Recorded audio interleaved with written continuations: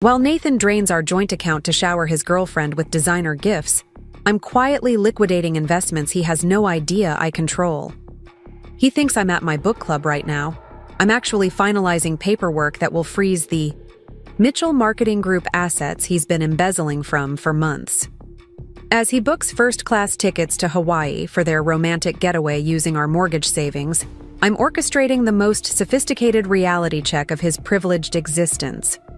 He has absolutely no clue that his supposedly financially dependent wife has been the silent majority shareholder of his family's company for the past 2 years. Before we jump back in, tell us where you're tuning in from, and if this story touches you, make sure you're subscribed, because tomorrow I've saved something extra special for you. My hand remains perfectly steady as I sign another legal document, a slight smile playing on my lips. Through the floor-to-ceiling windows of Grace's law office, I can see the exclusive jewelry boutique where my husband Nate is currently shopping for his mistress, Olivia. The irony isn't lost on me. It's the same boutique where he purchased my engagement ring 6 years ago. The same boutique that just sent a purchase confirmation to my phone for a $23,000 necklace charged to our joint credit card. Becca, are you absolutely certain about this timing? Grace watches me with a mixture of concern and admiration, her tortoiseshell glasses catching the afternoon light as she organizes another stack of legal documents. We could wait until after the quarterly board meeting next week. I turn my phone toward her, displaying Nate's most recent Instagram story. The timestamp reads 4 minutes ago. Working hard for the rewards that matter. Our blessed our entrepreneur life. The photo shows a champagne flute at the jewelry store's private client lounge, his grandfather's vintage watch visible at the edge of the frame, the watch I helped him restore for his 35th birthday last year. The timing, I say, signing another document with a practiced flourish, is precisely right. My phone buzzes with a text from Nate. Working late tonight, babe. Client presentation running behind. Don't wait up for dinner. Love you. I've saved every message like this from the past 6 months. Each one corresponds perfectly with credit card charges at high-end restaurants, luxury boutiques, or premium hotels. The ones he doesn't know I've tracked meticulously. The ones that align exactly with Olivia's suspiciously lavish Instagram posts, each tagged with smug captions about her generous mystery man and living her authentic luxury life. What Nate doesn't realize is that I've known about their affair for months. Every client emergency, every marketing strategy session, every suspicious withdrawal from our joint savings account, I've documented it all. But unlike the stereotypical betrayed wife, I didn't confront him immediately. I didn't throw his designer clothes onto our condo's balcony or key his precious Tesla. Instead, I did what I do best. I followed the money.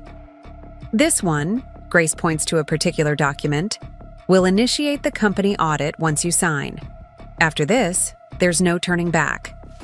I think about this morning, how Nate kissed my cheek before leaving for work, how he promised we'd plan that anniversary trip to Hawaii soon.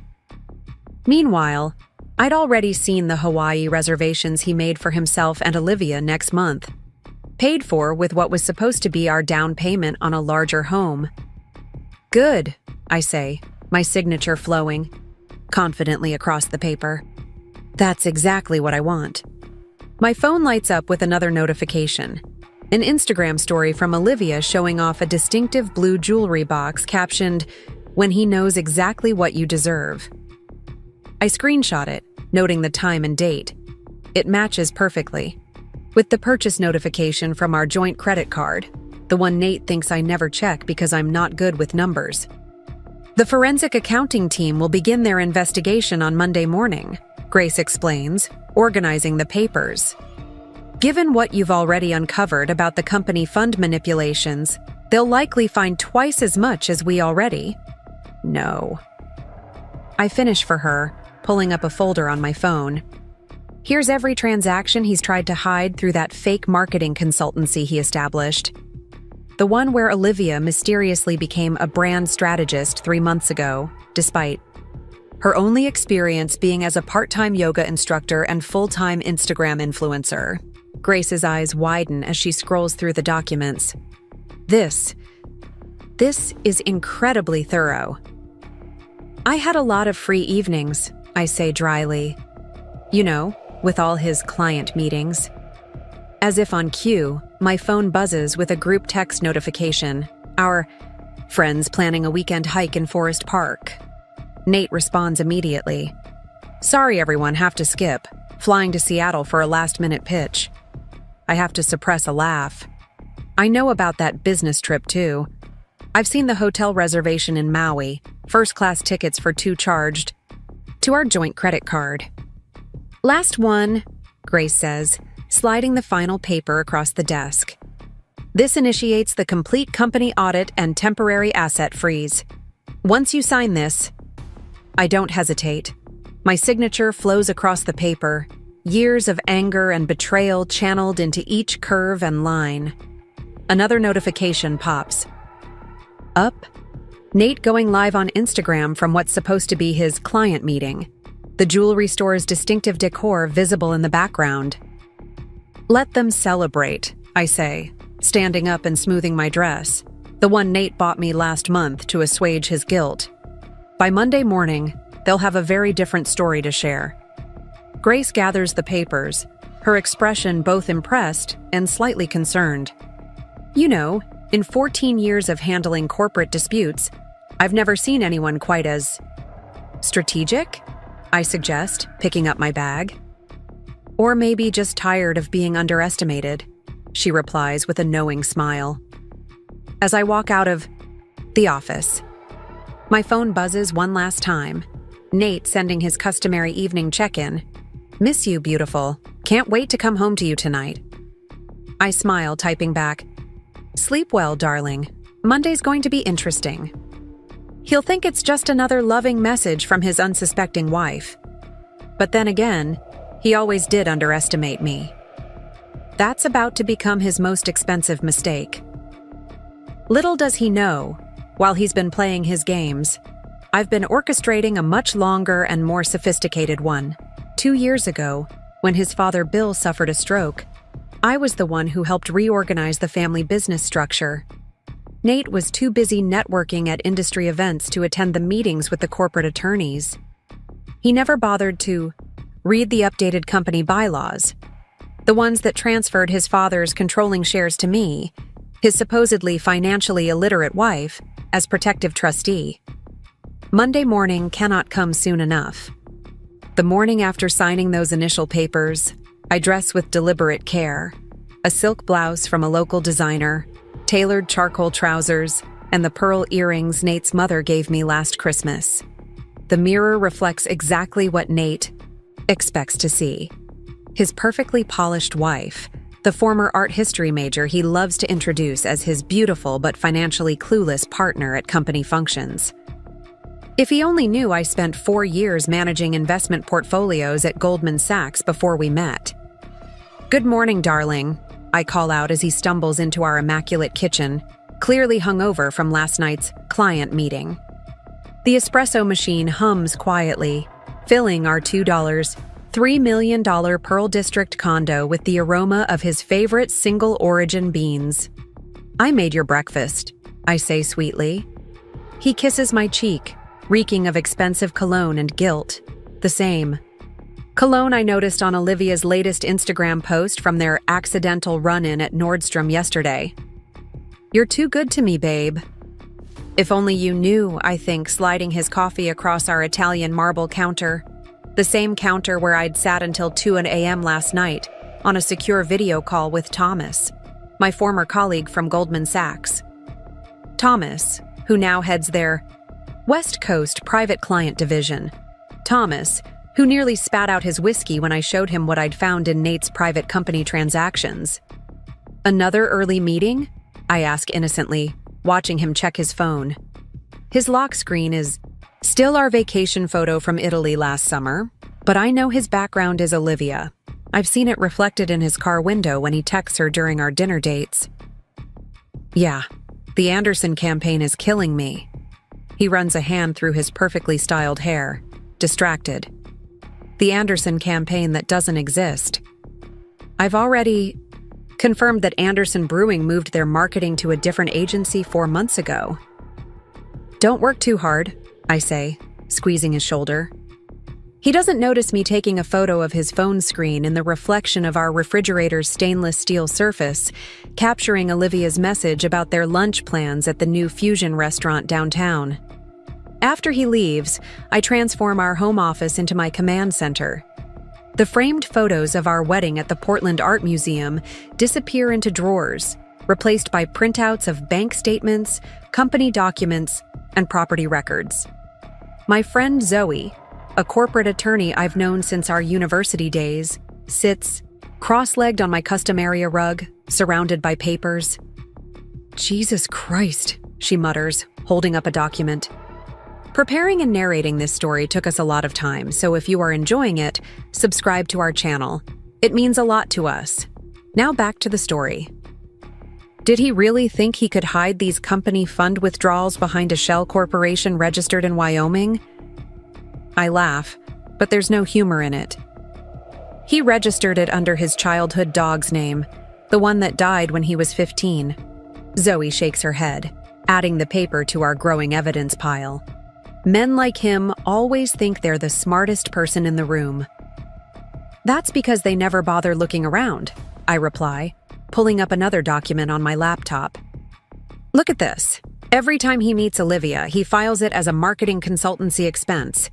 A 5-star restaurant with a woman who's supposedly advising him on brand strategy, despite not knowing the difference between SEO and a search engine. My phone buzzes, a group text from our friend Megan about her upcoming charity gala at the Portland Art Museum. Nate responds immediately with another excuse. Olivia, I notice, has already marked herself unavailable on the event's planning committee list. They're getting careless, I observe, adding another screenshot to my collection. Have you talked to Judge Williams yet? Zoe asks, referring to our friend who oversees corporate disputes in Multnomah County. I nod, pulling up an encrypted email chain. She's ready. The moment we file on Monday, she'll randomly schedule an emergency hearing about suspicious company activities.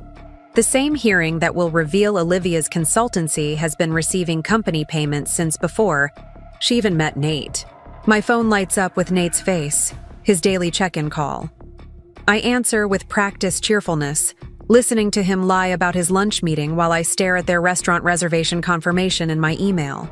The same email account he set up for me, thinking I'd only use it for online shopping.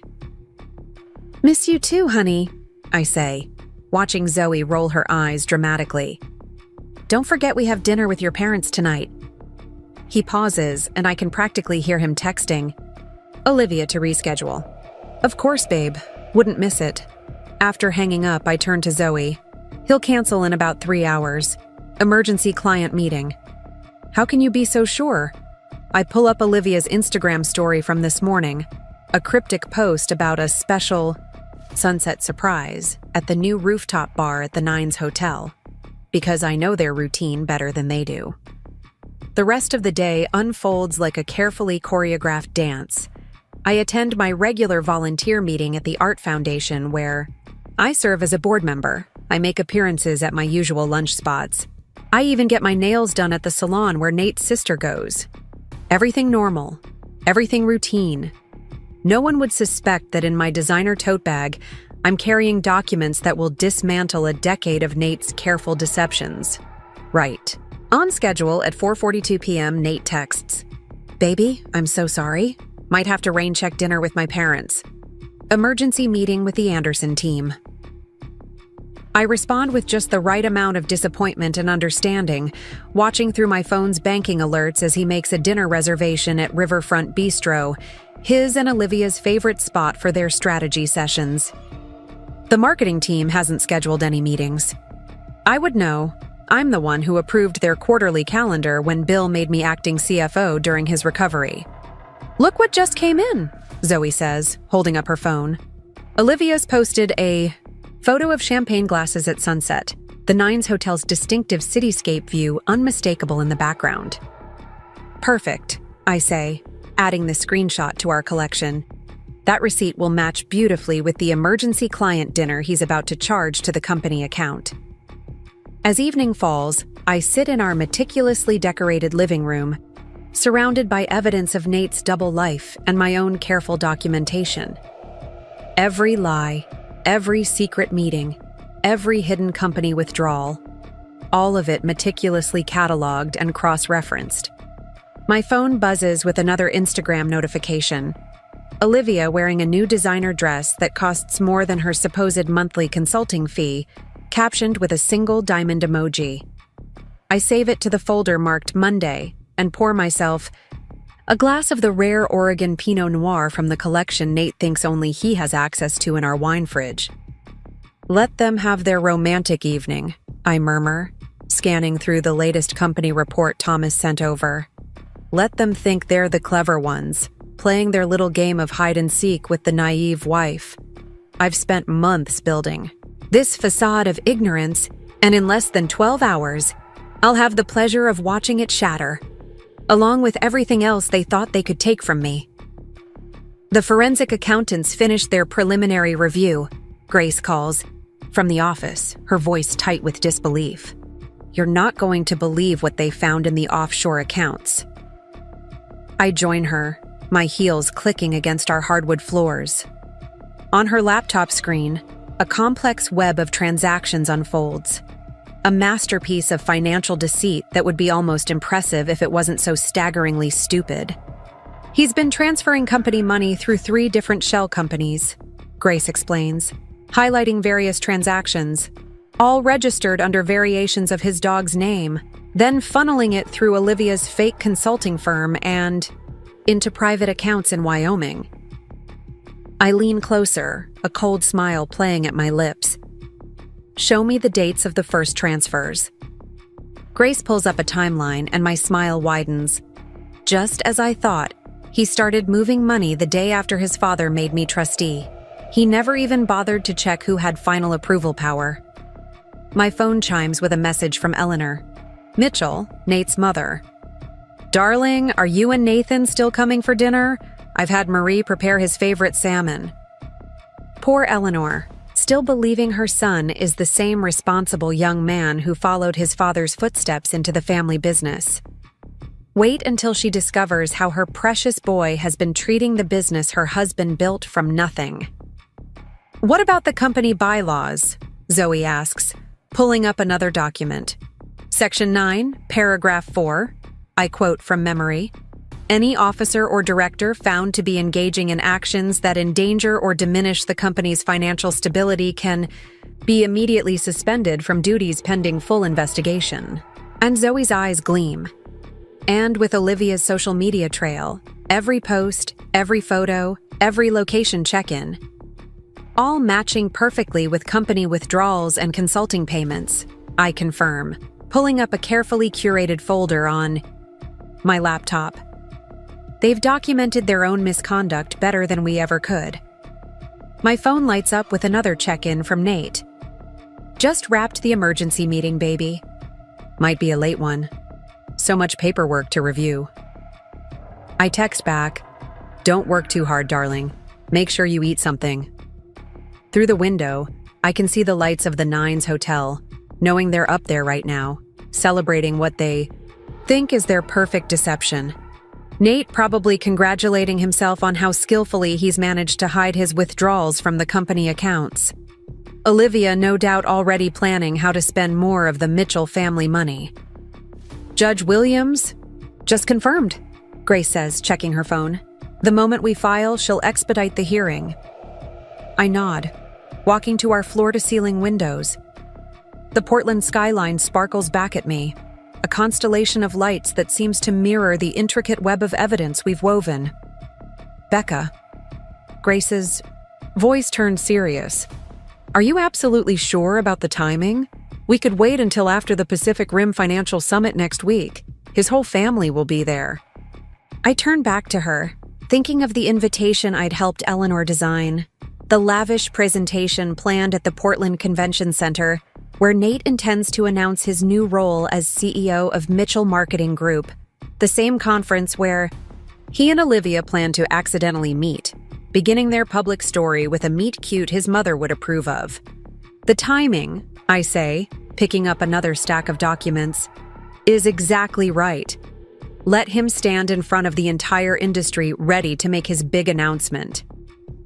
Grace raises an eyebrow. Right before Judge Williams' bailiff serves him with the company suspension papers. Poetic, isn't it? My phone buzzes again. A text from Olivia to our charity committee group. So sorry to miss tomorrow's meeting, everyone. Last-minute client emergency. The same meeting where we're supposed to discuss the annual Mitchell Family Foundation Gala. I add the screenshot to our evidence file, then pull up the company's latest financial statement. The numbers that Nate thinks only he understands glow on the screen. If he'd ever bothered to really look, he'd have noticed that every transaction, every transfer, every withdrawal has required dual authentication for the past 2 years. One code from him, one from the trustee. Me. I've watched every dollar he's tried to hide, every account he's attempted to obscure, every lie he's built his house of cards upon, all while playing the role he assigned me, the beautiful, naive wife who couldn't possibly understand the complexities of marketing finance. His father's office just confirmed. Grace checks another message. Board meeting scheduled for 9 a.m. Monday. Nate is supposed to present the new company growth strategy. I smile, remembering the fabricated reports he's been working on, the fake projections he's created to hide his mismanagement of the company funds. Perfect. That gives Judge Williams' team plenty of time to arrive by 9:30. My phone lights up one final time for the night. Nate sending a photo of paperwork scattered across what appears to be his office desk. Actually, the Nines Hotel's distinctive, stationery visible in the corner. Still grinding, baby. Don't wait up. I text back a single heart emoji, then turn to Grace. Shall we finish preparing his wake-up call? For the next few hours, we meticulously review every document, every piece of evidence, every single detail of what's about to unfold.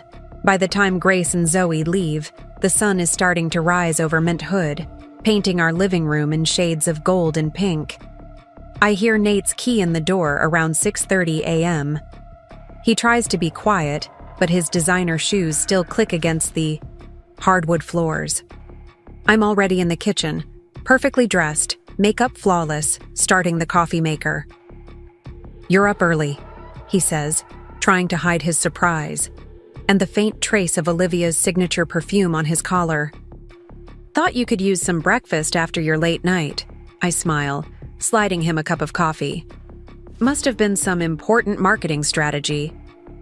"You know how it is," he waves vaguely, not meeting my eyes. "Sometimes these things can't wait." Oh, darling, I think, watching him check his phone under the table, no doubt messaging Olivia about their close call. You have no idea how right you are.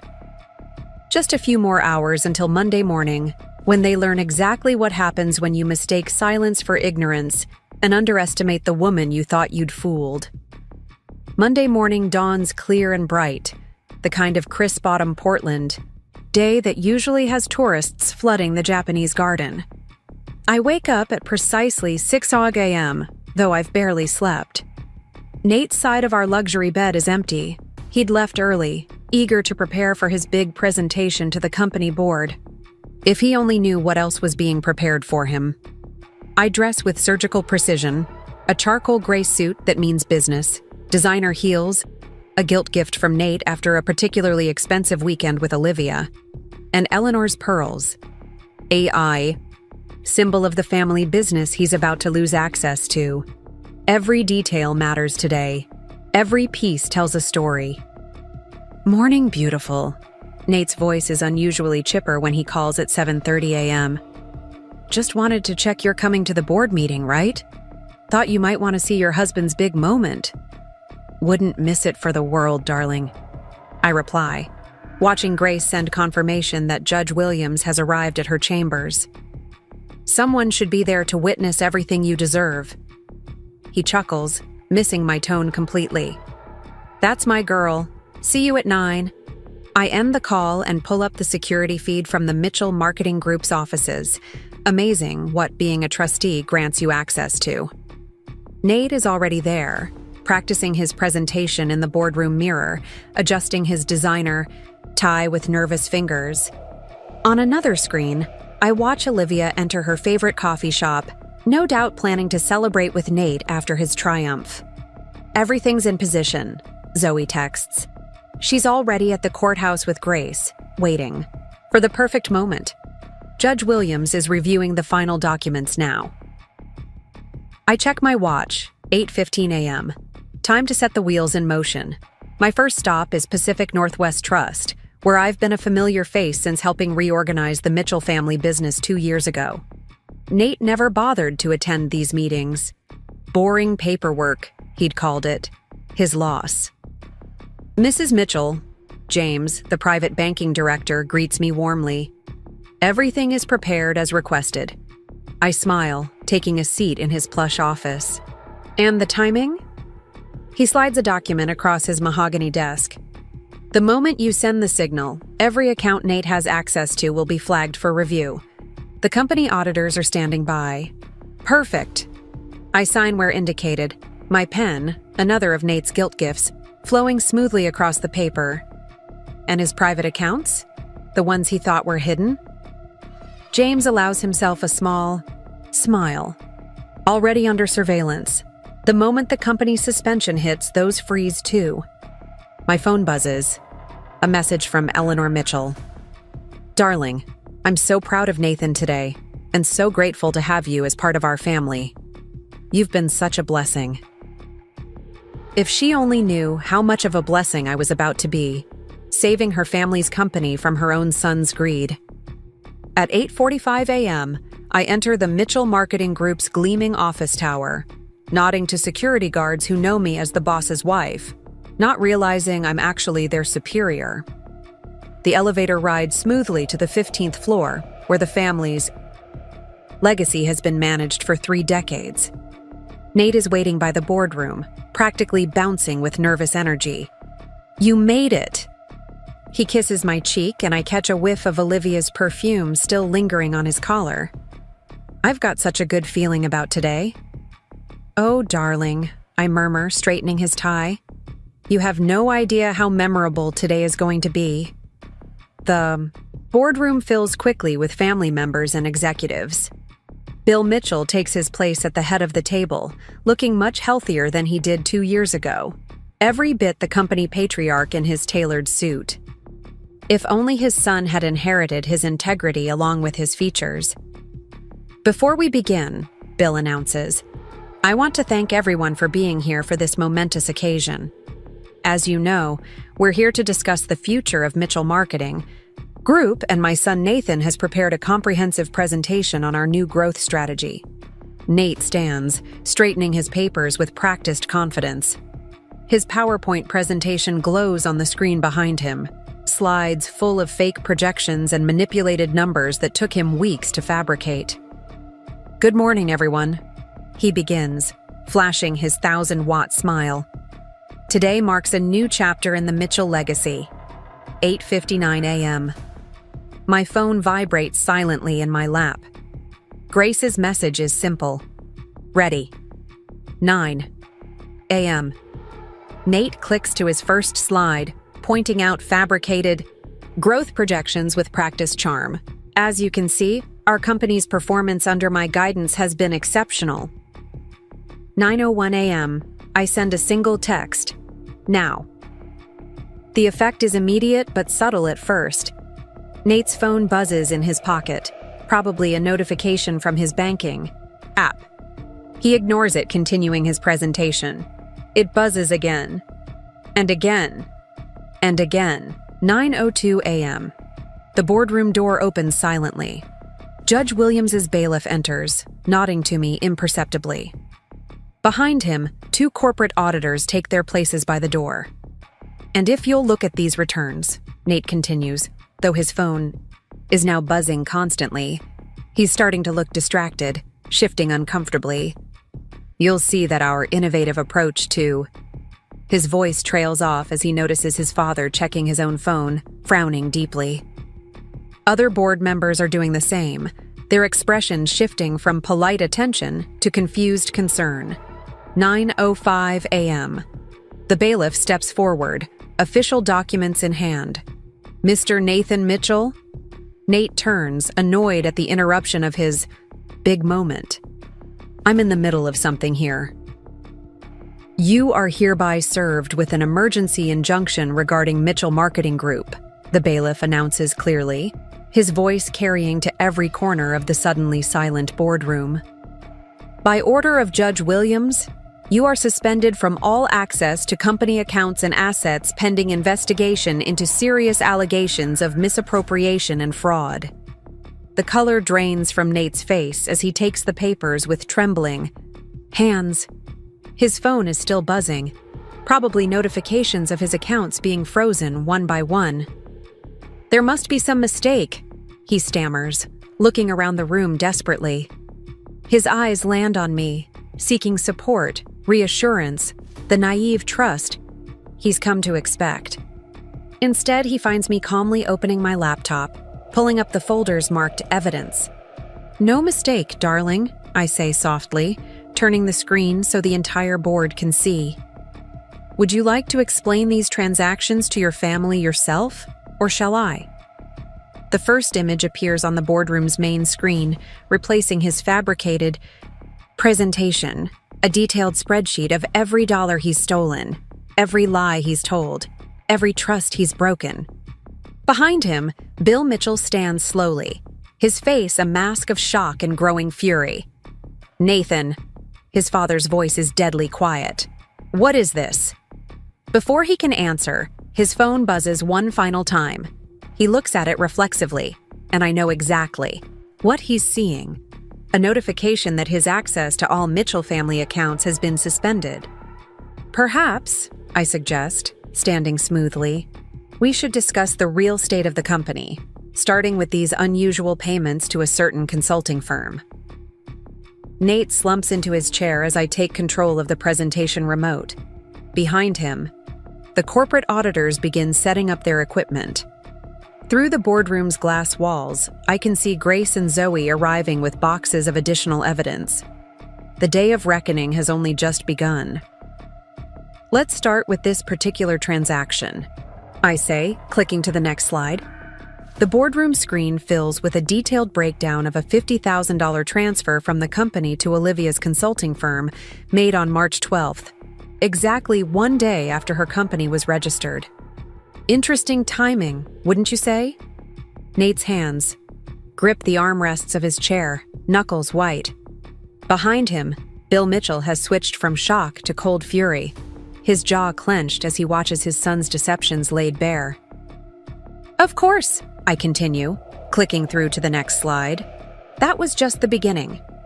Shall we discuss the offshore accounts registered under your childhood pet's name? Or perhaps the series of business development charges at the Nines? Hotel that coincidentally match perfectly with these Instagram posts. The screen fills with a carefully curated collection. Olivia's social media posts side by side with company expenditures, times, and dates perfectly aligned. Each champagne, toast, each surprise gift, each luxury weekend mathematically matched with a suspicious withdrawal. This is ridiculous, Nate finally manages, his voice cracking. These are legitimate business expenses. Dad, I can explain. Explain what, exactly? I interrupt smoothly, pulling up another document. How you started embezzling from the company the day after your father made me trustee? Or should we discuss how you've been using family funds to finance your affair while planning to divorce me? A gasp ripples through the boardroom. Eleanor Mitchell presses a hand to her chest, her face pale beneath her perfect makeup. Divorce? She whispers. Nathan, what is she talking about? Oh, you didn't know? I turn to my mother-in-law with practiced sympathy.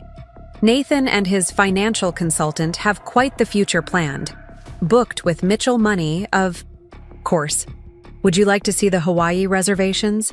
The engagement ring receipt? Or perhaps the draft divorce papers his lawyer drew up last week? Nate lunges for his phone, probably to warn Olivia, but it's already too late. Through the boardroom's glass walls, we can see her being escorted into the building by corporate security, her designer handbag clutched to her chest like a shield.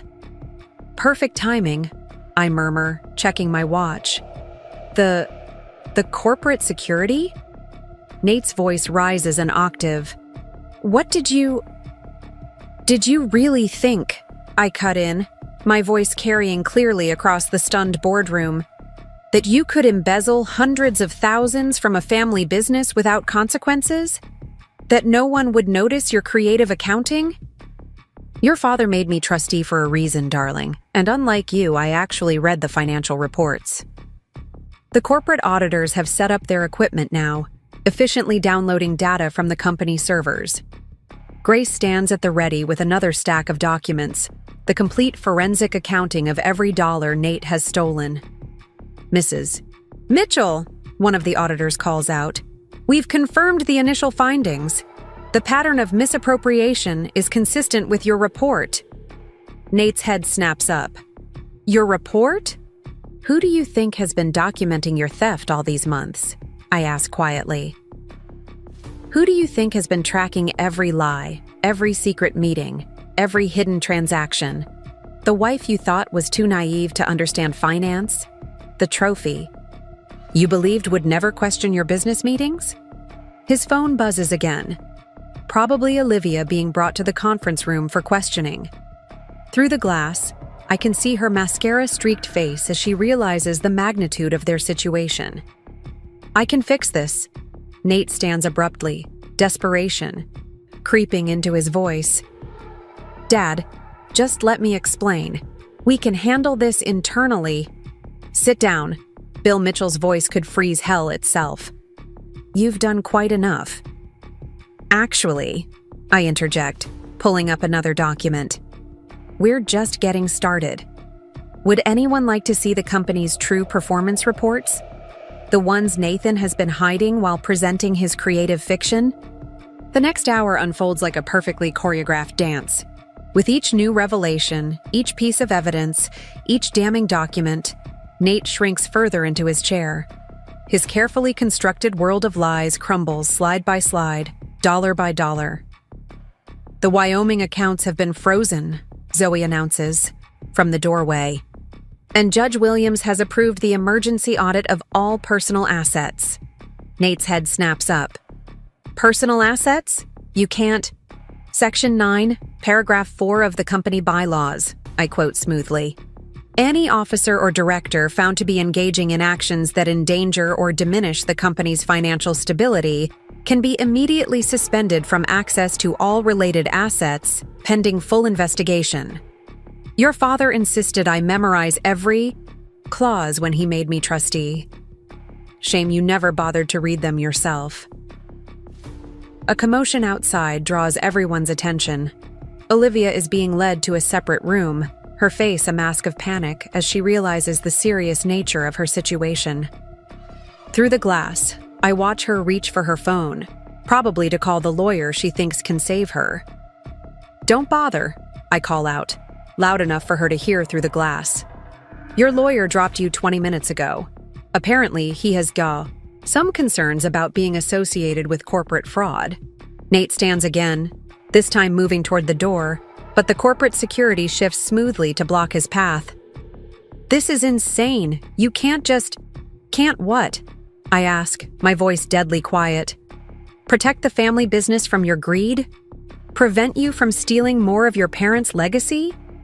Or perhaps you're upset that I won't let you drain the accounts to fund your new life with Olivia. I click to the next slide, and Nate actually flinches. It's a photo from last week.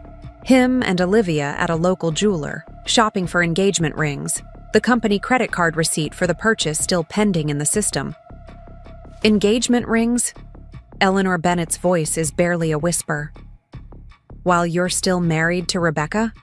Speaking of marriage, I continue, pulling up another document. Nathan, darling, Why don't you explain to everyone why you've been meeting with divorce attorneys? Or should I share the prenup dissolution papers you had drafted? The boardroom is deadly silent now. Every eye fixed on Nate as he realizes just how completely his plans have imploded. His father stands slowly, every inch the powerful businessman whose legacy his son has betrayed. "Get him out of my sight," Bill orders, his voice trembling with rage. "And call the company lawyers, all of them." As security begins to escort Nate from the boardroom, his phone buzzes one final time. I know exactly what notification he's receiving. His access to the Mitchell Marketing Group offices has been revoked, his key card deactivated, his credentials suspended. "One more thing," I call out just as he reaches the door. "You might want to pack a bag when you get home. The condo belongs to the company housing trust, and as of 9 minutes ago, you're no longer a permitted resident." Nate turns, his face a mask of disbelief. "Where am I supposed to go?" I smile, remembering all the nights I lay awake while he was with Olivia, planning this very moment. "Perhaps you could stay at the Nines." "Oh, wait, your credit cards have all been frozen." "Well, I'm sure Olivia would offer her sofa, but..." I glance meaningfully at the corporate security leading her to questioning. She might be a bit preoccupied. As Nate is led away, Eleanor Mitchell approaches me, tears in her eyes. "Rebecca, I'm so sorry. We had no idea he was..." "It's not your fault." I squeeze her hand gently. "You raised a good son. He just made very, very bad choices." Grace appears at my side with another update. "Judge Williams wants to see you, and the forensic accountants have found 3 more offshore accounts." I nod, gathering my things as the corporate auditors continue their work. Through the glass walls, I can see Nate being escorted to the lobby, his world collapsing around him. His phone is probably exploding with notifications. Frozen accounts, canceled cards, suspended memberships, revoked access. Mrs. Mitchell, one of the auditors, approaches. "We'll need a statement about the company fund discrepancies." "Of course," I reply, smoothing my skirt as I stand. "I believe I have everything you need right here." I pat my briefcase filled with months of careful documentation, weeks of meticulous planning, and years of quiet observation. Nate thought he was so clever, playing his games with the family business, while his trophy wife smiled quietly at his side. He never realized that sometimes the quietest person in the room is the one you should fear the most. The next few hours unfold like a perfectly orchestrated symphony of consequences. From my temporary office in the Mitchell Marketing Group's executive suite, Nate's former office, ironically, I watch the dominoes continue to fall through multiple screens and live feeds. His attempt to access the Wyoming accounts was just denied, Zoe reports, monitoring the financial alerts. He tried using his backup passwords, the ones he thought nobody knew about. I smile, remembering how easy it was to find those passwords, scribbled in his private notebook, the one he kept in his secret drawer behind our bedroom's floating shelf. How many attempts? 7 so far, each one triggering another alert to the financial authorities. My phone buzzes with a notification from our home security system. Nate has arrived at the condo, probably hoping to grab some essentials before the locks are changed. Through the camera feed, I watch him frantically shoving designer suits into his luggage, the same suits I helped him select, each one paid for with company money he'll soon have to account for. "Should we tell him about the asset freeze?" Zoe asks, watching the feed over my shoulder. "Let him figure it out," I reply, turning my attention to another screen showing the investigators interviewing Olivia. Her confident facade has crumbled completely now, mascara streaking down her face as she realizes the full implications of her role in Nate's scheme. "Mrs. Mitchell," Grace enters with a fresh stack of documents. "The family's private bank just called. They've completed the initial audit of Nate's personal accounts." I raise an eyebrow. "And?"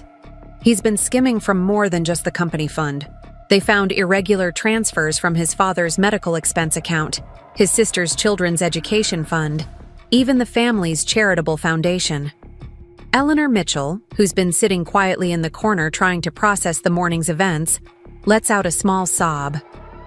The children's education fund? His own nieces and nephews? I move to comfort my mother-in-law, the woman who welcomed me into her family with open arms 6 years ago. We've already reversed the transfers, Eleanor. The children's futures are secure. My phone lights up with another notification, Nate trying to check into the Heathman Hotel using his black card. I can almost see the color drain from his face as the card is declined. Through various feeds and alerts, I track his increasingly desperate attempts. The Woodlark, declined. The Benson, declined. The Jupiter, declined. His lawyer just dropped. Him, Zoe announces, checking her messages. Apparently, he tried to pay the retainer with one of the frozen accounts. The firm has concerns about being paid with potentially fraudulent funds. A commotion in the hallway draws our attention. Through the glass walls, we see Olivia being escorted out by corporate security, her designer handbag now filled with copies of her sworn statement. The look she shoots toward Nate's former office could freeze hell itself. She gave them everything, Grace confirms, reviewing the preliminary report. Every meeting, every transaction, every promise he made. Turns out self-preservation trumps loyalty when fraud charges are on the table. My phone buzzes again, a group text from our social circle about the upcoming charity hike in Forest Park. Nate's sister Elizabeth has already removed him from the planning committee. His name disappears from the guest list in real time, his social world crumbling as quickly as his financial one. The company audit team just found something interesting, Zoe calls out, her eyes wide as she reads from her tablet. Remember? Those business development trips to Vancouver? I turn to her intrigued. The ones where he claimed to be meeting with potential Canadian clients?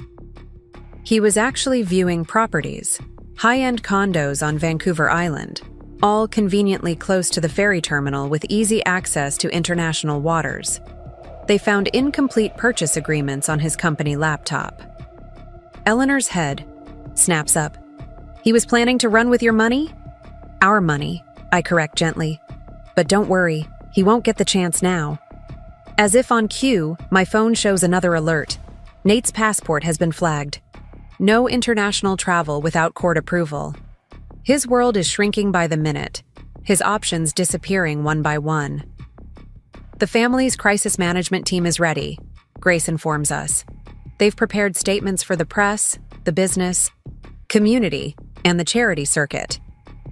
I nod, pulling up the draft announcements on my laptop. The careful wording presents the Mitchell family as victims of Nate's deception while emphasizing their swift action to protect the family business. No mention of my role, exactly as I planned. Rebecca, Eleanor speaks up, her voice stronger now. The annual Family Foundation Gala is next week. With Nathan's situation, perhaps you should take over as chair? Before I can respond, my phone buzzes with an urgent message from the condo security team. Nate is trying to access his home office safe, the one he thinks contains emergency cash and backup credit cards. Don't worry, I assure Eleanor, watching Nate's frustrated attempts through the security feed. I already emptied that safe last week. Everything of value is secure in the company vault. Zoe's tablet pings with another update. The forensic team just found his deleted emails. You're not going to believe what he was planning for after the divorce. I turn to the large screen on the wall, now displaying a complex web of Nate's intended post-divorce financial manipulations. Even I'm impressed by the audacity, if not the intelligence, of his schemes. He was going to claim the company violated tax laws, Zoe explains, highlighting various documents. Threatened to report irregularities to the IRS unless the family paid him a massive settlement. Eleanor gasps. He would blackmail his own family? He would try, I correct her, pulling up another document. But that would have been difficult considering I've had tax experts reviewing and certifying every company transaction for the past 2 years. My phone lights up with another notification. Nate's attempt to access his cryptocurrency accounts. "Sorry, darling," I murmur to the screen. "Those wallets were transferred to the family's secure digital vault last week, along with everything else you thought you'd hidden so cleverly." Through the office windows, I can see the sun setting over Portland, painting the sky in shades of purple and gold. In the reflection, I catch glimpses of corporate auditors still combing through files, forensic accountants tracking down every missing dollar, and company lawyers protecting decades of Mitchell family work from one man's greed. Mrs. Mitchell, a senior investigator, approaches. "We found evidence of potentially criminal transactions dating back 3 years. We'll need your statement about when you first noticed irregularities." I retrieve a carefully prepared timeline from my briefcase. "I believe you'll find everything documented here. Every transaction, every unauthorized transfer, every attempt to circumvent company protocols." As the investigators continue their work, I receive one final notification for the day.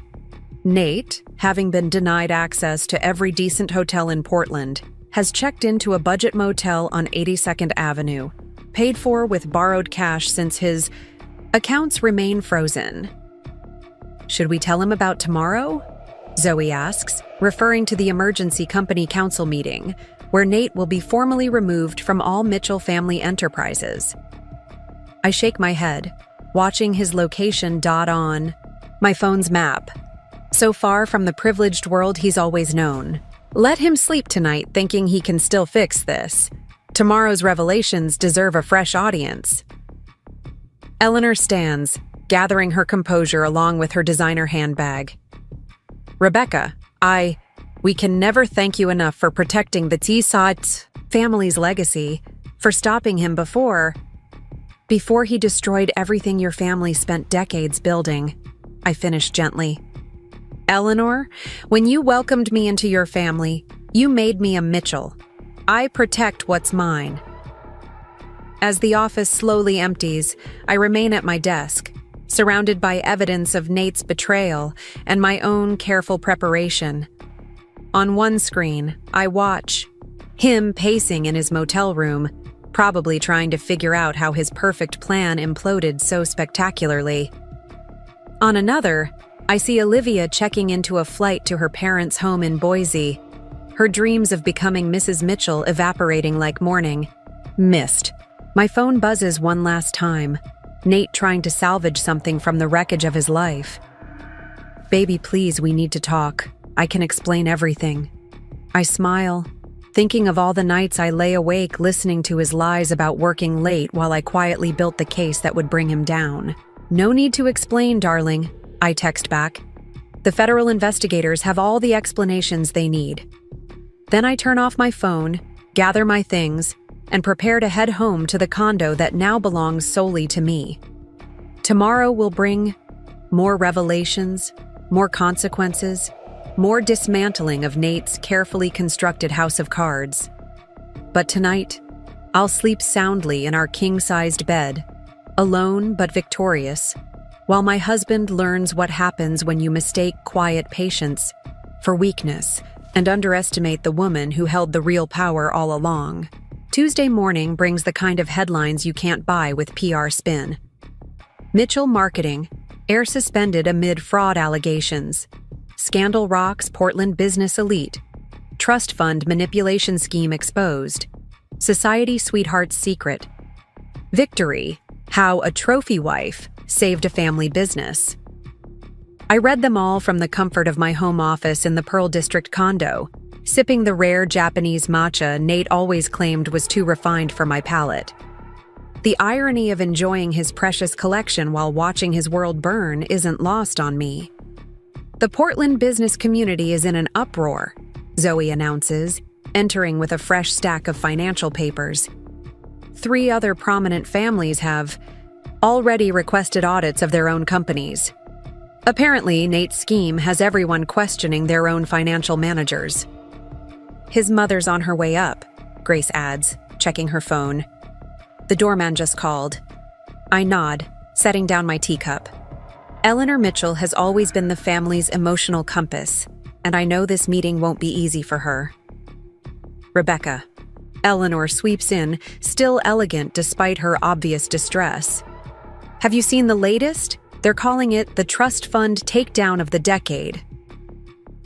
I guide her to the sitting area, noting how her eyes linger on the empty spaces where Nate's photos once hung. The media will move on to the next scandal soon enough. What matters is protecting the family legacy.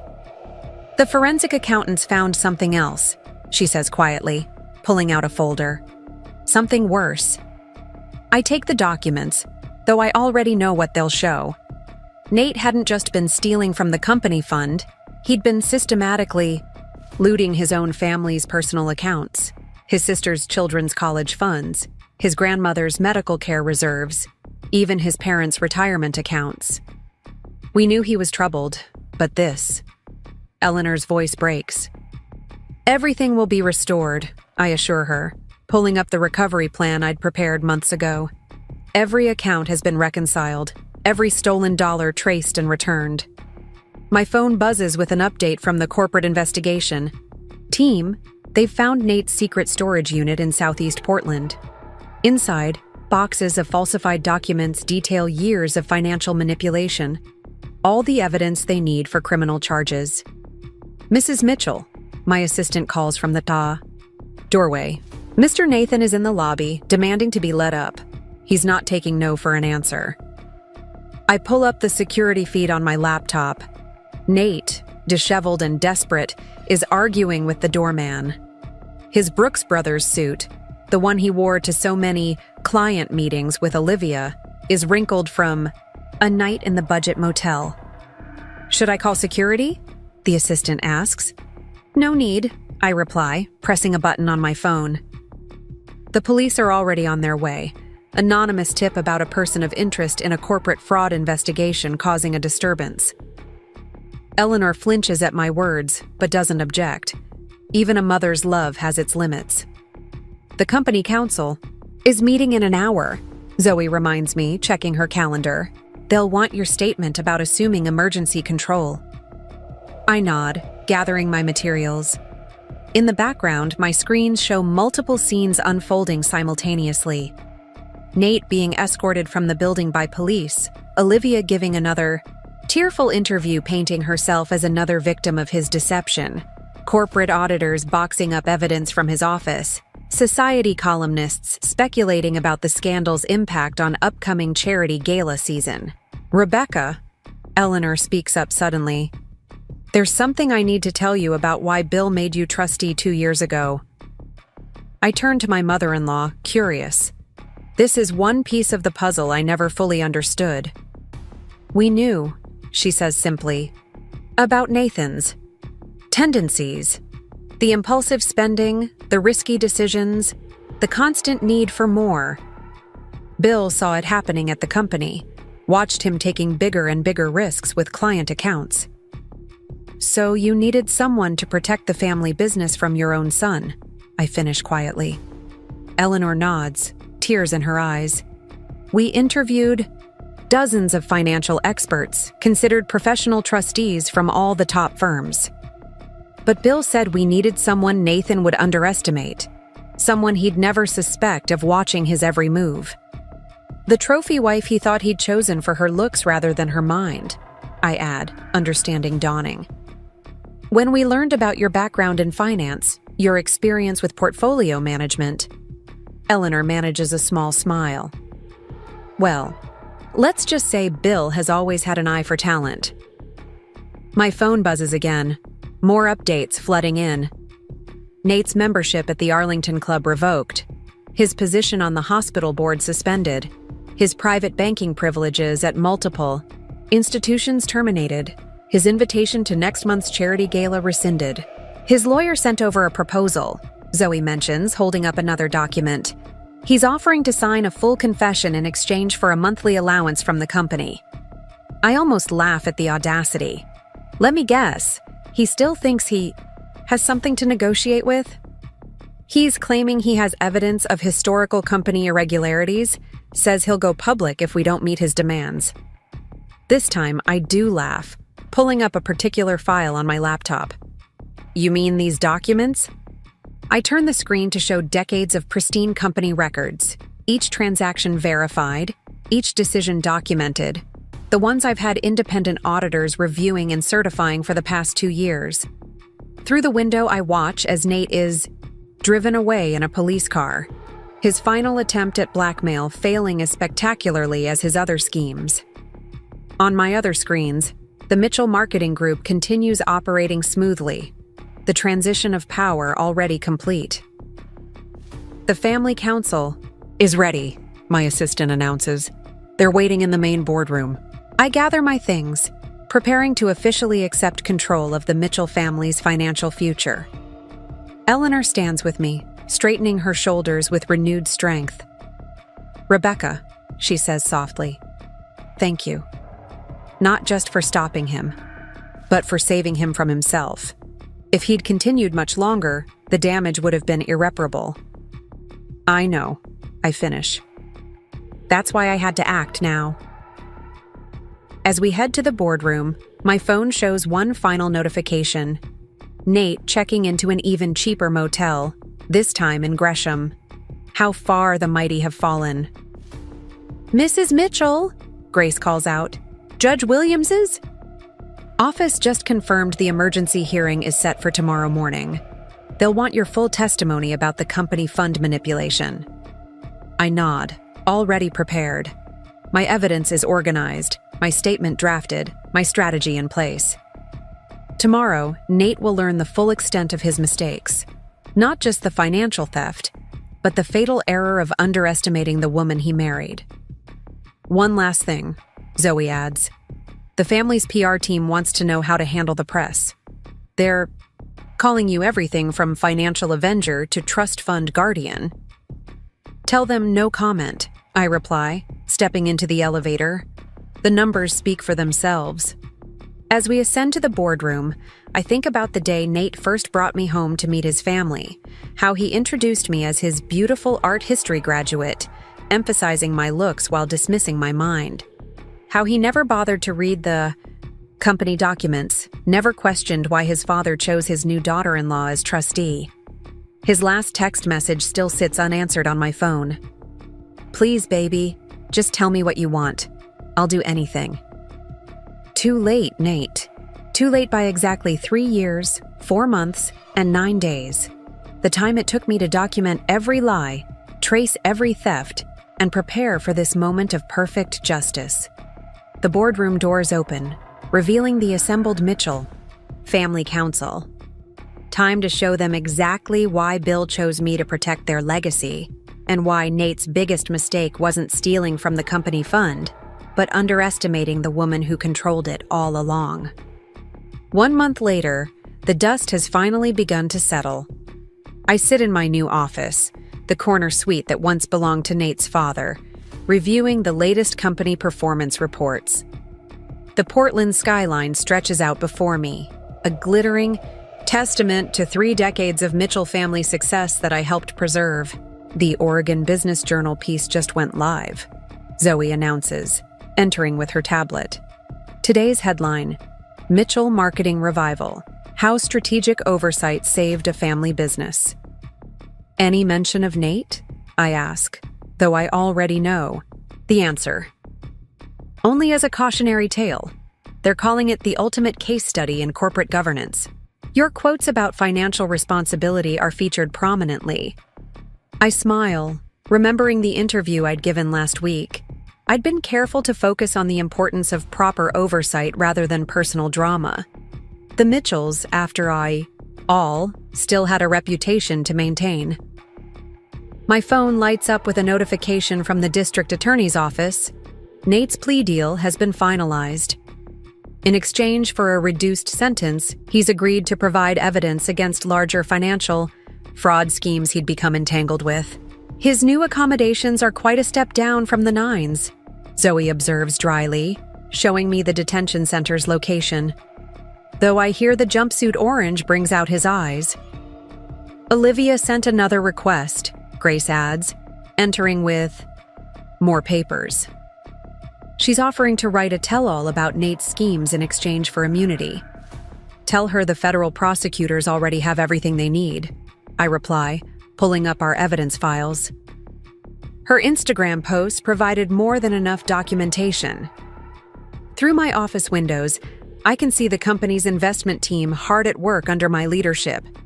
They've already recovered every dollar Nate stole, plus implemented new safeguards to prevent future manipulation. Mrs. Mitchell, my assistant calls over the intercom, the family council is ready for your quarterly presentation. I gather my materials, including the comprehensive recovery plan I've implemented since taking control. The numbers tell a story of resurrection. Assets secured, investments stabilized, legacy protected. Rebecca, Eleanor greets me warmly as I enter the boardroom. She's adapted to our new dynamic with remarkable grace, treating me more as a daughter than ever now that I've saved her family's business from her own son. The business community is calling you the corporate whisperer, Bill adds with a proud smile. He's fully recovered from his stroke thanks partly to the stress reduction of knowing his company is in capable hands. Speaking of community reactions, Zoe interjects, checking her messages. Nate's old social circle has been quite active. The Arlington Club just voted to remove his name from the membership rolls permanently. I take my place at the head of the boardroom table, the same spot where Nate once practiced his fraudulent presentations. The symmetry isn't lost on me. Before we begin, I address the assembled council. I want to share some updates about our enhanced security measures.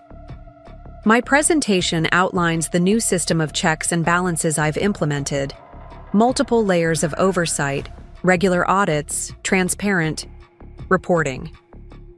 Everything Nate tried to circumvent, now strengthened beyond manipulation. The forensic team found something interesting in Nate's old files, Grace mentions during a break. Love letters to Olivia, written on company letterhead. He was planning to propose at the family's holiday gala. How romantic, I comment dryly. Nothing says true love like embezzled diamonds. My phone buzzes with another update, Nate's lawyer making one last desperate attempt at negotiation. He's offering to reveal the location of more hidden accounts in exchange for a reduced restitution payment. Tell him not to bother, I instruct Grace. We've already found everything, including the Bitcoin wallet he thought was untraceable. The afternoon brings a steady stream of developments. Nate's remaining club memberships canceled, his social media accounts suspended, his personal credit rating destroyed, his reputation in financial circles irreparable. His sister, Elizabeth, called, Zoe informs me. She's ready to sign over her children's trust fund oversight to you as well. Says she can't think of anyone better to protect their future. I accept the responsibility with a nod. The Mitchell children's futures will be secure, a stark contrast to their uncle's current situation. The media wants to know if you'll attend next month's charity gala, my assistant mentions. You're being honored for your work in financial oversight and corporate governance. Confirm the attendance, I decide, but keep the focus on financial responsibility, not personal drama. As evening approaches, I review one final set of documents, the complete record of Nate's downfall. Company manipulation documented, personal account theft proven, criminal charges filed, family reputation preserved, justice served. My phone shows one last notification for the day, Nate's final attempt to access his old company accounts from the detention center's computer lab. Even now, he hasn't quite accepted his new reality. Should we tell him about the foundation? Zoe asks, referring to the new Mitchell family financial literacy initiative I've established. It's rather ironic, using recovered funds from his theft to educate others about corporate responsibility. Let him read about it in the Oregonian, I reply, closing my laptop. I hear they deliver to federal detention centers. Eleanor appears in my doorway, her eyes bright with unshed tears. Rebecca, we just got Nathan's letter. He's finally apologizing, says he understands now what he lost. Too late, I observe quietly. By exactly 3 years, 5 months, and 14 days. We stand together at my office window, watching the sunset over Portland. Somewhere in a federal detention facility, Nate sits in a cell, probably wondering how his perfect life unraveled so completely. Somewhere in Idaho, Olivia works at her parents' wellness center, her dreams of society life shattered like the trust she helped betray. And here I stand, in the office that once represented everything Nate thought he deserved, protecting the legacy he tried to steal. My phone buzzes with an incoming email, another financial publication requesting an interview about corporate governance. They're calling you the new face of financial stewardship, Eleanor mentions, reading over my shoulder. The woman who modernized corporate oversight. I smile, thinking of all the nights Nate spent explaining basic accounting to his simple wife, never realizing he was lecturing a financial expert about his own impending downfall. The family lawyers want to know if you'll consider writing a book, Zoe adds, about protecting business interests from internal threats. Perhaps, I muse, gathering my things for the day. I certainly have enough material. As I prepare to leave, my security feed shows Nate's last possessions being removed from the condo. His beloved wine collection, his designer wardrobe, his carefully curated art pieces, all being liquidated to repay his debt to the company. One last thing, Grace calls out. The federal prosecutors want to know if you'll testify at his sentencing hearing next month. I consider this, remembering every lie, every betrayal, every moment he underestimated me. No need, I decide. The evidence speaks for itself. Stepping into my private elevator, I think about the day Nate first brought me home to meet his family. How he showcased me like a prize, never bothering to look deeper than the surface. How he dismissed my interest in the family business as cute. My phone holds his final message, sent through his lawyer this morning. I finally understand what you were protecting, what I threw away. I'm sorry. Too late, Nate. You never realized that the real power wasn't in the company itself, but in the trust you betrayed. And now you have the rest of your sentence to contemplate the true cost of underestimating the woman who held your future in her hands all along. 6 months after Nate's sentencing, I stand at the podium of the Portland Financial Forum, addressing a room full of the city's most prominent business leaders and financial advisors. The irony isn't lost on me, speaking about financial security. To the same people who once dismissed me as nothing more than a trophy wife. The greatest threat to family businesses, I tell them, my voice carrying clearly through the grand ballroom of the Nines Hotel, isn't external. It's the complacency that comes from believing your position is untouchable. The audience hangs on every word. After all, the Mitchell marketing case has become required reading at top business schools. Mrs. Mitchell, one of the senior partners, from Columbia Investments approaches after my speech. Your insights on corporate governance are revolutionary. Would you consider joining our board of advisors? I smile, remembering how Nate used to explain basic marketing concepts to me at parties like this. I'll have my office send over my credentials. Grace appears at my elbow with updates from the morning's developments. 4 more family businesses requesting our oversight protocols, 3 interview requests from financial publications, and 1 desperate letter from Nate still trying to explain himself from federal detention. The Financial Literacy Foundation launches trending, she adds, showing me her tablet. They're calling it a paradigm shift in business education. My phone buzzes with a message from Eleanor Mitchell. The family's annual holiday gala is approaching, and for the first time in decades, it will celebrate not just wealth, but wisdom. The prosecutors sent over Nate's latest statement. Grace joins us, tablet in hand. He's finally admitted to everything, even the schemes we hadn't uncovered yet. I take the tablet, scanning his confession. The depth of his betrayal still manages to surprise me. Hidden accounts in Texas, shell companies in Nevada, plans to drain the family foundation. His cellmate says he spends his days reading financial journals, Zoe mentions. Apparently, he's finally learning about proper business management. Better late than never, I murmur. A notification pops up on my phone.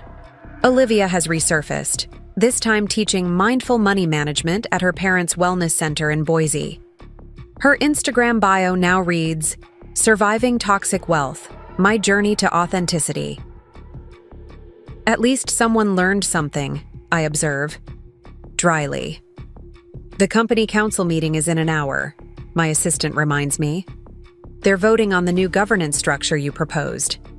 I gather my materials, including the comprehensive reform package I've spent months developing. The Mitchell family business won't just survive this crisis. It will emerge stronger, setting new standards for corporate management. "Rebecca," Bill Mitchell's voice booms across the ballroom. He's fully recovered now, his natural vigor restored once the stress of Nate's betrayal was removed. The Harvard Business School case study about your handling of the crisis just went live. I join him at a quiet corner table, accepting a glass of champagne. "How's Eleanor holding up?" "Better," he sighs. "The therapist says accepting Nate's true nature was the first step. Your protection of the family business gave her the space to focus on healing." My phone shows another alert. Nate's former office has been completely transformed into the Mitchell Center for Business Ethics. The plaque outside reads, "Protecting Legacy Through Integrity." The family lawyers finished processing the last of his restitution payments. Grace approaches with more updates. Every dollar he stole has been recovered and reinvested. Through the ballroom's windows, I can see the Portland skyline, the same view Nate used to boast about controlling from his corner office. Now that same office serves as command central for protecting family businesses from people like him. The financial media is calling it the Mitchell Standard. Zoe shows me another article. Your protocols for corporate governance are being adopted by companies across the Northwest. I think about the day Nate first showed me his family's offices, how he patronizingly explained the concept of marketing ROI while I mentally cataloged every weakness in their security system. "Your next appointment is here," my assistant announces. "The Keller family's representatives want to discuss implementing your oversight systems." As I prepare for the meeting, my security feed shows one last image of Nate's former life being dismantled, his prized art collection being auctioned to repay his debt to the company. The same collection he used to lecture me about, never realizing I'd majored in both art history and finance. "Judge Williams called," Grace adds. "She's recommending your case as required reading for corporate court judges. Says it's the most comprehensive business protection strategy she's ever seen." My phone buzzes with a notification from the Federal Detention Center. Nate has requested permission to enroll in online financial management courses. "Trying to understand where I went wrong," his note reads. "Should we tell him about the Foundation's new educational program?" Zoe asks. "The one teaching business heirs how to detect and prevent internal fraud?" "Let him figure it out," I reply, straightening my tailored blazer.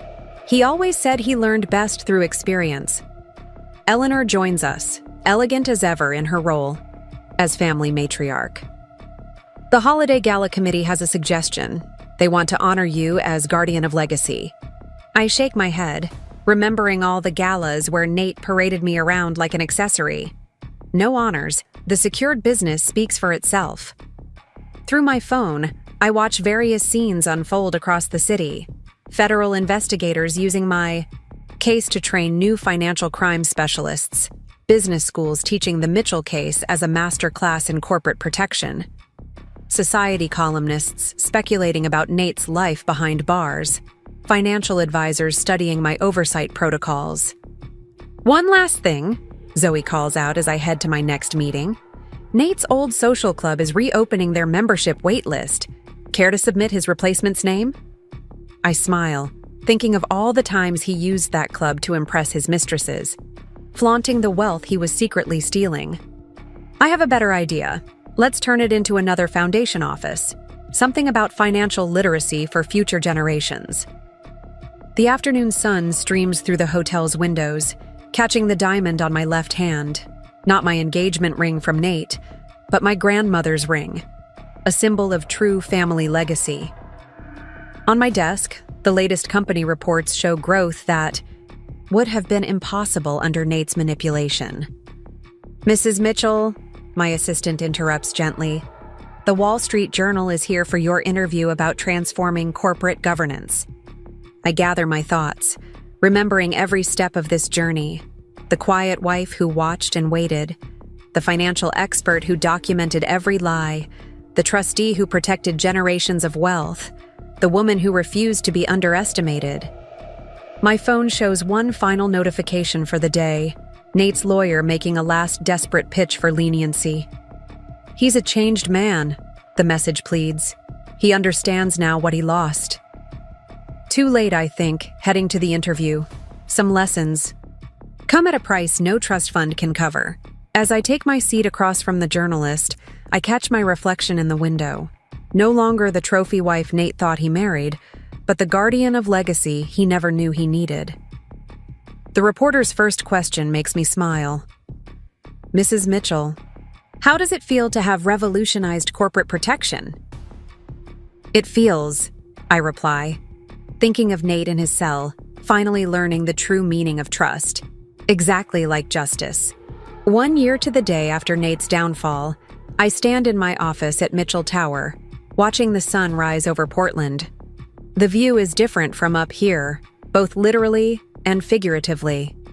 The past year has transformed not just the Mitchell fortune, but the entire landscape of business management in the Pacific Northwest.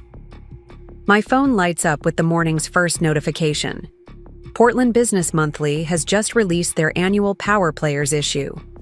The cover story, "The Woman Who Changed Corporate Management Forever, Rebecca Mitchell's Revolution." The New York Times piece just went live too, Grace announces, entering with her signature stack of updates. "They're calling you the silent guardian of generational wealth." I scan the headline, amused by the irony.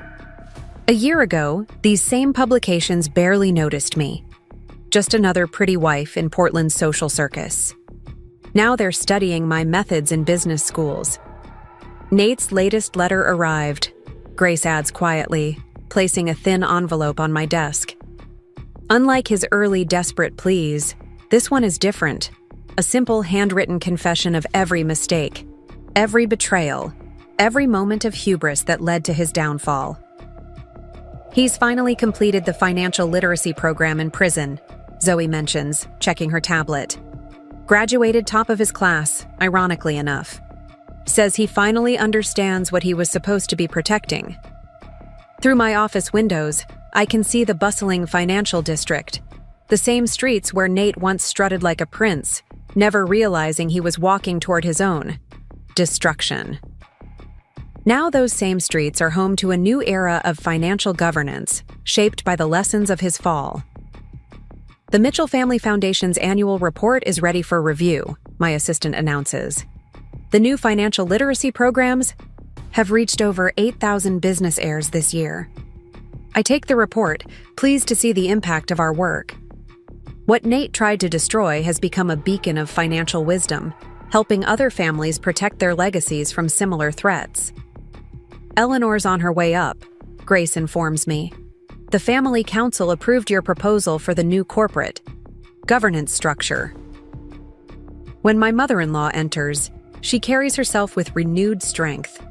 The past year has changed her too, from a woman blindsided by her son's betrayal to a fierce advocate for financial accountability.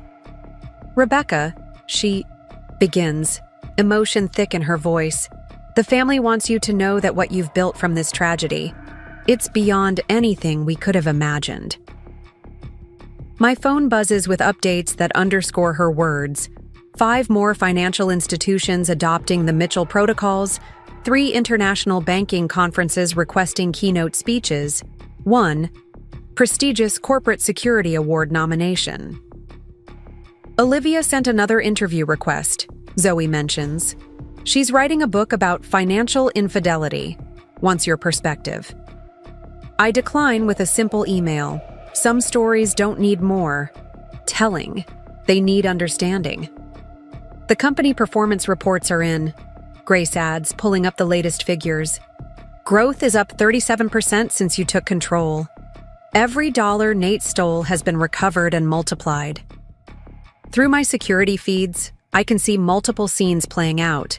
Business school students studying the Mitchell case, financial advisors implementing my protection protocols, corporate managers reviewing their security measures, future generations learning from Nate's mistakes. His parole hearing is next month, Zoe reminds me gently. They want to know if you'll submit a statement. I consider this, remembering every step of our journey. The quiet wife who watched and learned, the expert who documented every lie, the guardian who protected a legacy, the woman who refused to be underestimated. Send them this, I decide, pulling up the company's latest performance report. Let the numbers speak for themselves. Eleanor touches my arm gently. He asks about you, in his letters. Says he finally understands what he had. Not just the money, but the trust. Some lessons, I reply, watching a new class of financial advisors enter the Mitchell Center for Business Ethics below. Come too late to change the past, but early enough to protect the future. My phone shows one final update. Nate's old office has been completely transformed into a state-of-the-art financial security center. The plaque outside reads, "Protecting Tomorrow's Legacy Today." The next generation of Mitchells starts their financial education program tomorrow, Zoe reminds me. Would you like to speak to them? I think about these children, Nate's nieces and nephews, the future of the family he betrayed. Thanks to our new protocols, they'll grow up understanding not just the privilege of wealth, but the responsibility of legacy. Tell them the truth, I decide, about trust, betrayal, and the price of underestimating those we dismiss. As the sun sets on another day in Portland's financial district, I stand at my office window holding Nate's final letter. In it, he finally asks the question that took him a fortune and his freedom to understand. How did I not see who you really were? The answer, of course, was simple. He never looked past his own reflection. My phone shows one last notification. The Mitchell family business has just been named a gold standard in corporate governance. The legacy Nate tried to destroy has emerged stronger, wiser, and more secure than ever. Mrs. Mitchell, my assistant calls out, they're ready for you in the boardroom. The next generation is waiting. I gather my materials, preparing to teach tomorrow's leaders the lessons learned from yesterday's mistakes. Through the window, Portland glitters like the fortune I protected. Beautiful, powerful, and worth every moment of patient waiting. As I head to the boardroom, I pass the wall of Mitchell family photos. Nate's portrait has been replaced by something more meaningful. A simple plaque that reads, "True wealth lies not in what we possess, but in what we protect."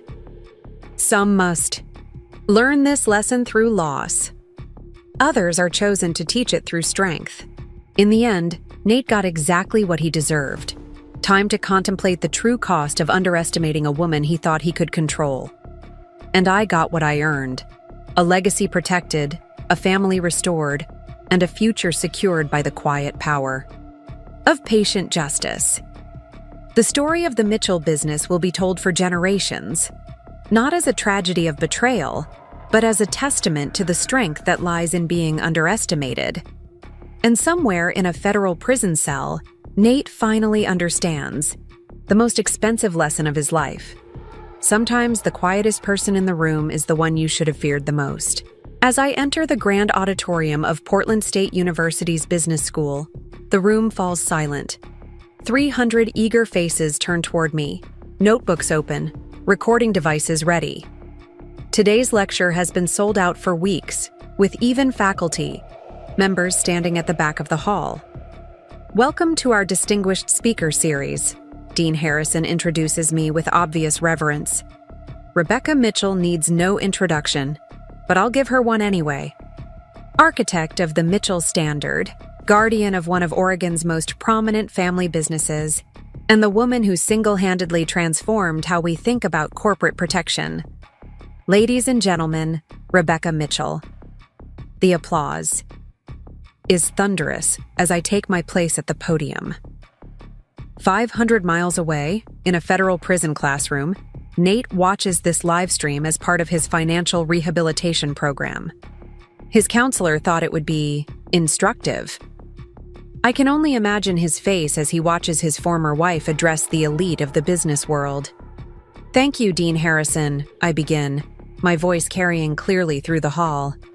"Today I want to discuss something rarely acknowledged in business education: the danger of misplaced trust and the power of strategic patience." For the next hour, I walk these future business leaders through the anatomy of betrayal and protection, careful to never mention Nate by name. The Mitchell case study is famous enough that I don't need to spell it out. I watch understanding dawn in their eyes as they connect theoretical principles to the very real drama that played out in Portland's business community. The fundamental mistake, I explain, approaching my conclusion, wasn't the embezzlement itself.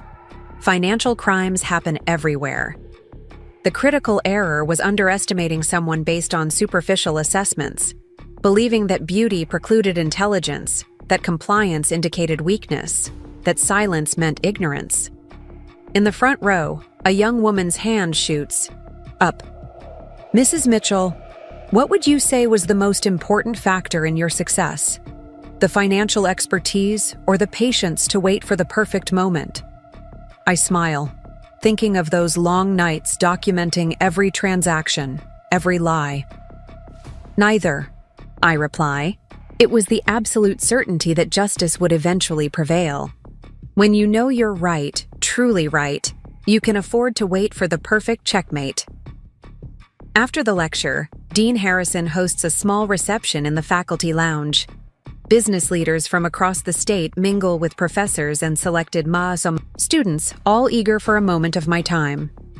"The Mitchell Foundation Scholarship has changed my life," a young woman tells me, her eyes bright with emotion. "I'm the first in my family to attend college. Your financial literacy program helped my parents understand how to manage my educational fund." These are the moments that matter most. The real impact of what rose from the ashes of Nate's betrayal. Not fame or accolades, but tangible change in people's lives. My phone vibrates discreetly. Grace's message is simple. He watched the entire lecture. His counselor reports he was visibly affected. Good, I think.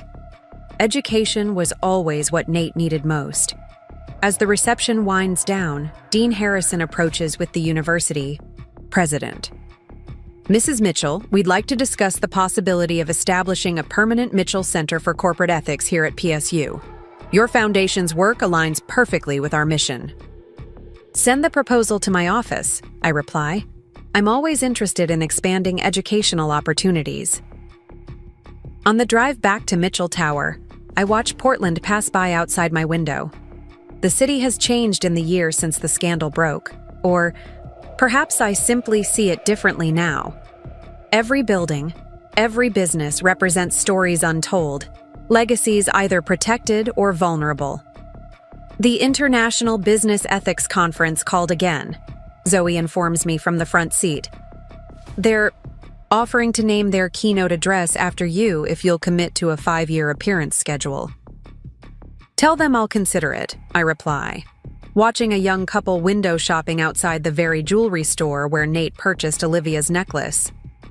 But I prefer to maintain flexibility.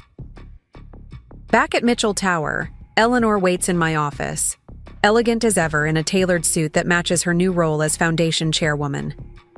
"The family council meeting went perfectly," she announces. "The expansion into sustainable investment was approved unanimously." I smile. Remember how Nate had scoffed at my suggestions about environmental responsibility? Too soft, he'd called it. Now the Mitchell Sustainable Portfolio outperforms all our traditional investments. Bill asked me to give you this, Eleanor adds, placing a small box on my desk. Inside rests a key, small, antique, and instantly recognizable to anyone in the Mitchell family. The key to the founder's desk, I whisper, genuinely moved. For 4 generations, this key has symbolized leadership of the Mitchell Enterprises, passed down through the family with solemn ceremony. Bill says it belongs to you now, Eleanor explains, her eyes moist. Not as Nathan's wife, but as the true guardian of everything Edward Mitchell built when he founded the company in 1937. I close my fingers around the key, feeling the weight of its history and meaning. There's something else, Eleanor continues, her voice hesitant. Nathan's counselor contacted us. Part of his rehabilitation involves making amends where possible. He's asked permission to write you a formal apology, not asking for forgiveness, just acknowledging the harm he caused. I consider this for a long moment. He can write it. Whether I read it is another matter. Eleanor nods, understanding the boundaries I've established. The foundation gala is next month, she reminds me before leaving. The theme committee suggested resilience and renewal. Perfect, I agree. The symmetry is appropriate. 1 year from Nate's downfall to the complete resurrection of everything he nearly destroyed. After Eleanor leaves, I stand at my window watching twilight settle over Portland. In the reflection of the glass, I see not just myself, but the shadow of who I was when this all began. The woman Nate thought he'd married, the facade I maintained while building the case that would save his family's legacy from his own greed. My phone rings, a Seattle number I don't recognize. Mrs. Mitchell, a woman's voice I vaguely recognize. This is Claire Donovan from Pacific Northwest Financial Regulators. We've been studying your corporate protection model, and we'd like to incorporate elements of it into our new regulatory framework. Would you be willing to consult? Send me the details, I reply. I'm always interested in protecting more than just one family's legacy. After the call, Grace enters with the daily summary report. Olivia's book deal fell through, she informs me with a touch of satisfaction. Apparently, publishers weren't convinced of her victim narrative after reviewing the evidence. I nod, unsurprised. The truth has a way of asserting itself, given time. The Mitchell Standard Certification Program has 37 companies on the waiting list, she continues. The verification team can't keep up with demand. Hire more forensic accountants, I decide. Quality can't be compromised. 1 more thing, Grace adds, her expression carefully neutral. Nate's cellmate was released yesterday. He approached one of our foundation representatives at the re-entry program. I raise an eyebrow, intrigued despite myself. He said Nate keeps your Harvard Business Review cover on his wall. Apparently, he tells new inmates that his greatest achievement was marrying a financial genius, even though he was too stupid to realize it until she took everything. I allow myself a small smile. Perhaps there's hope for him yet. As night falls over Portland, I review one final set of documents. The prospectus for the Mitchell Financial Literacy Academy, set to open next year. What began as a response to betrayal has evolved into something far more significant. A transformation in how family businesses protect themselves from threats both external and internal. My phone shows one last notification, a message from Bill Mitchell. Rebecca, what you've built this year is nothing short of miraculous. Thank you for seeing what the rest of us missed, both the danger and the opportunity. I close my laptop, gathering my things to head home. The condo in the Pearl District still holds memories of Nate, but they've faded like old photographs, replaced by new purposes, new achievements, new perspectives. In the elevator, I check tomorrow's schedule. Breakfast with the governor to discuss financial protection legislation, a meeting with international investors interested in the Mitchell approach, lunch with Eleanor to finalize the foundation's 5-year plan, an afternoon interview with Forbes, and dinner with Thomas from Goldman Sachs, who's flying in specifically to discuss a nationwide expansion of our protection protocols. Not bad, I think, for a trophy wife who was supposedly not good with numbers. The elevator doors open to the private garage where my car waits. As I slide into the driver's seat, my phone lights up with a final message from Nate's prison email account, strictly monitored by corrections officials. Today, I finally understood. It was never about the money. It was about trust. I broke the most valuable thing I had, and all the financial knowledge in the world can't rebuild it. You were right when you said some lessons come too late to change the past. I hope one day to be worthy of the lesson you taught me. I start the car, neither accepting nor rejecting his epiphany. Some reconciliations aren't mine to offer. Some paths he'll need to walk alone. As I drive through nighttime Portland, the city gleams with possibility. From betrayal came strength. From deception came transparency. From attempted destruction came renewal. Tomorrow, a new chapter begins. Not defined by Nate's shadow, but illuminated by the light of everything built in the wake of his mistakes. The Mitchell legacy continues, stronger than ever, protected by the woman no one saw coming, the secret weapon hiding in plain sight. Sometimes the quietest person in the room isn't quiet because they have nothing to say.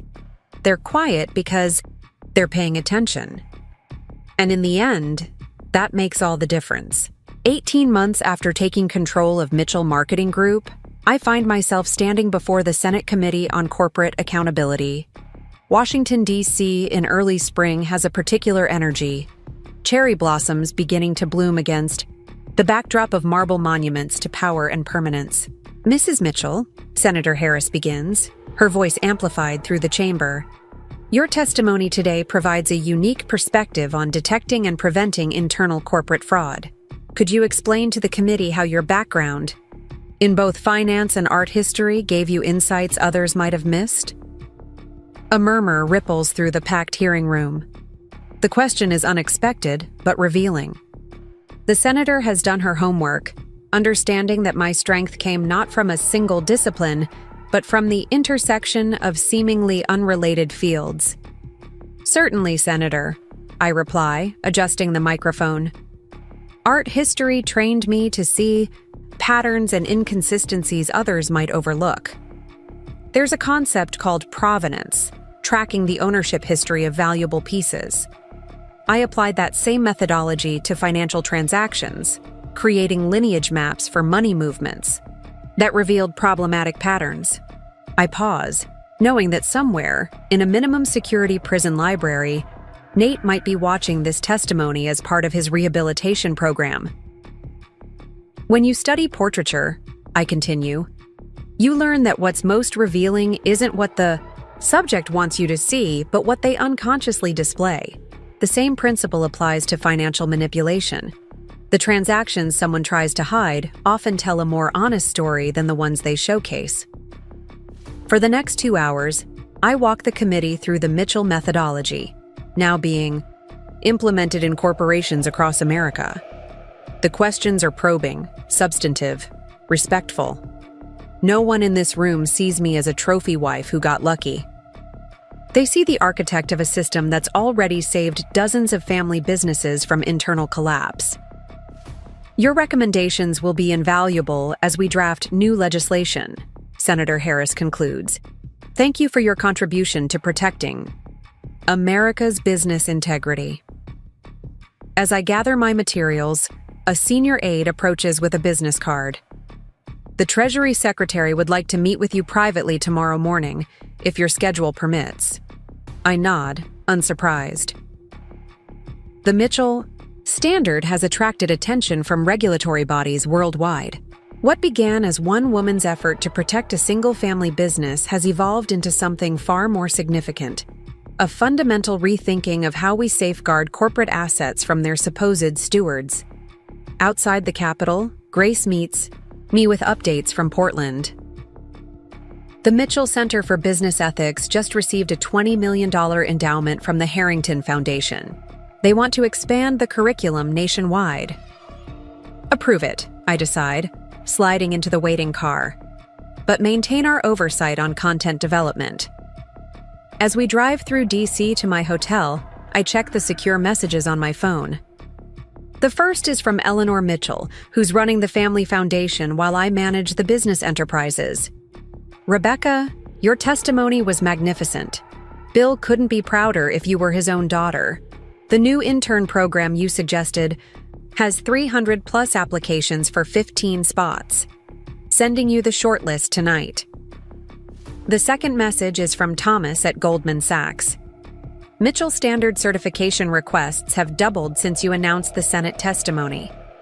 We've implemented the automated verification protocols you designed, but even with AI assistance, we're struggling to keep pace with demand.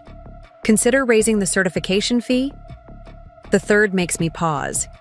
It's from Zoe, marked urgent. Judge, Williams just called. Nate has petitioned for early release based on extraordinary rehabilitation. His case manager submitted documentation of his work teaching financial ethics to other inmates. Hearing scheduled for June 15th. Judge wants to know if you'll submit a statement. I stare out the window at the Washington Monument, considering the implications. Nate has served barely half his sentence.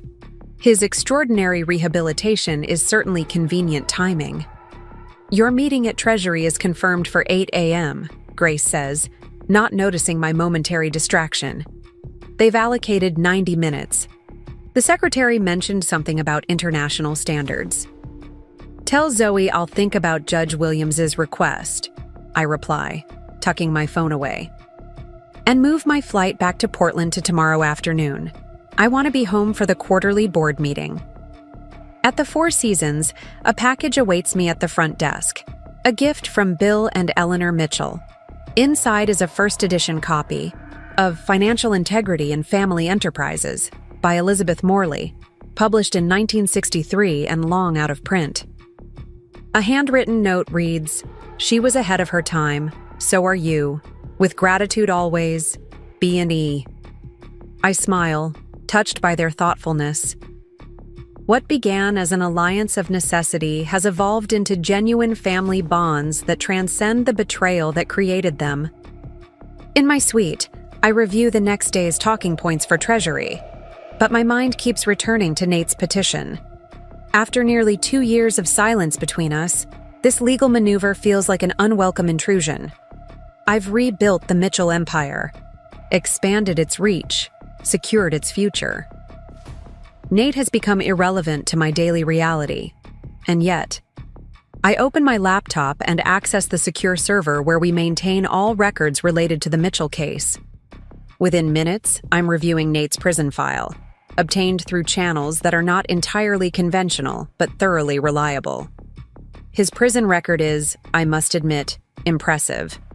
Perfect behavioral assessments, completion of every available financial management course, creation of a peer education program that's been adopted by 3 other federal facilities, letters of support from prison administrators, even publication of a monograph on ethical decision-making in corporate settings. It could all be an elaborate performance, of course. Nate was always skilled at playing whatever role served his immediate interests. The charming husband, the dedicated executive, the remorseful inmate. My phone rings. Zoe, calling despite the late hour in Portland. "I thought you'd want to know immediately," she says without preamble. "Olivia Parker just landed a book deal with Harcourt. Working title, Collateral Damage. My Life as the Other Woman in America's Most Famous Corporate Fraud Case." I feel a flicker of genuine amusement. Let me guess, she portrays herself as an unwitting victim? Exactly, Zoe confirms. Advance? Copies are being sent to key media figures next week. Publication is timed to coincide with Nate's early release hearing, I finish for her. Of course it is. The pieces click into place. This isn't a coincidence. Nate's petition, Olivia's sudden book deal, the timing of it all, it's coordinated. A campaign to rewrite history, with me cast as the cold, calculating wife who coldly orchestrated a husband's downfall. "What would you like me to do?" Zoe asks. I consider the question carefully. The easiest response would be counterattack. Leak the full documentation of Olivia's complicity, release the text messages where she and Nate planned their future using stolen Mitchell money. We have everything we would need to discredit her. Narrative before it gains traction. But something stops me. Fighting this battle on their terms would only give it oxygen, turning a footnote into a headline. Nothing, I decide. We do absolutely nothing. Nothing? Zoe sounds incredulous. The truth doesn't need our defense, Zoe. It stands on its own. Let Olivia publish whatever fiction serves her purposes. The financial world knows what really happened. The Mitchell legacy speaks for itself.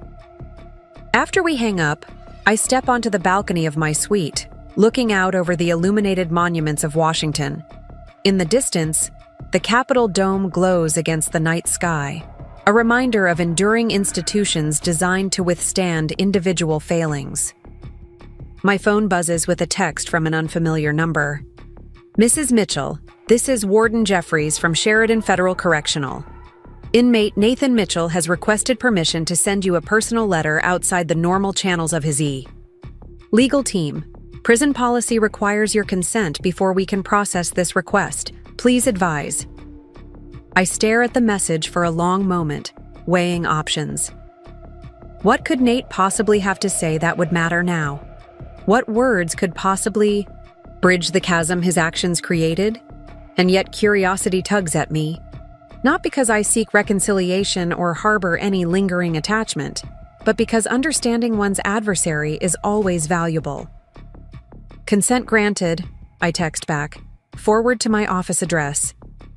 The next morning, I meet with the Treasury Secretary in her wood-paneled office overlooking the National Mall. For 2 hours, we discuss the implementation of Mitchell-inspired protocols for early detection of internal financial fraud. Her questions are insightful, her grasp of the technical details impressive.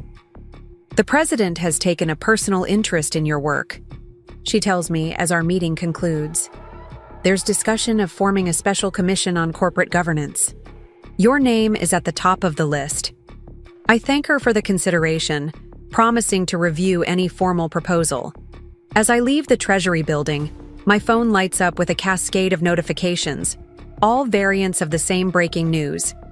Portland Publishing House acquires rights to Nathan Mitchell's prison memoir. Convicted fraudster, Nathan Mitchell to tell his side of famous case. Dueling narratives, both Nathan Mitchell and former Mistress Olivia Parker sign book deals.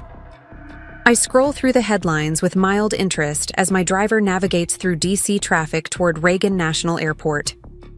The timing confirms my suspicion. This is orchestrated, a coordinated attempt to reshape the narrative before Nate's release hearing. Grace calls as I'm boarding the flight to Portland. The publisher reached out to our office, she informs. Me. They're requesting comment for the press release about Nate's book. "What's the working title?" I ask, settling into my first-class seat. "Blind Spots: My Journey from Privilege to Prison." I can't help but laugh. Even now, Nate can't. Resist a marketing-friendly title with a catchy alliteration. "Tell them we have no comment," I instruct Grace. "And inform Judge Williams that I will indeed submit a statement regarding Nate's release petition, but not until I've had the opportunity to review all relevant materials." The flight back to Portland gives me 5 hours of uninterrupted time to consider my strategy. By the time we land, I've made my decision. Mitchell Tower gleams in the afternoon sunlight as my car pulls into the private garage. The building has been renamed since I took control, no longer the Mitchell Marketing Building, but something more encompassing, reflective of the company's expanded mission. In my office, I find Eleanor waiting, concern evident in her expression. "You've seen the news about Nathan's book," she says. It's not a question. "And Olivia's," I confirm, setting down my briefcase. "I assume Bill knows as well?" Eleanor nods. He's furious, wants to issue a cease and desist, claims Nathan signed confidentiality agreements when he joined the company. The agreements? Wouldn't cover personal memoirs, I remind her gently, and attempting to block publication would only generate publicity they couldn't otherwise afford. So we do nothing? Eleanor asks, echoing Zoe's incredulity from the night before. No, I correct her. We don't react. There's a difference. Reaction comes from emotion. Our approach will be strategic, as always. The quarterly board meeting proceeds without any mention of Nate's book deal or release petition. I present the company's performance figures, another record-breaking quarter, and outline my vision for expansion into emerging markets. The board's approval is unanimous, their confidence in my leadership absolute. Afterward, Bill Mitchell pulls me aside. "Rebecca," he begins, his voice low, "there's something you should know. Nathan tried to contact me last month, sent a letter through his attorney. This is unexpected. What did he want?" "To apologize," Bill says simply, "and to ask for my blessing to reach out to you directly. I told him that wasn't my decision to make." I absorbed this information, adding it to the emerging pattern. The petition for early release, the memoir, the request to contact me, the letter being processed by the prison warden, all pieces of a larger strategy.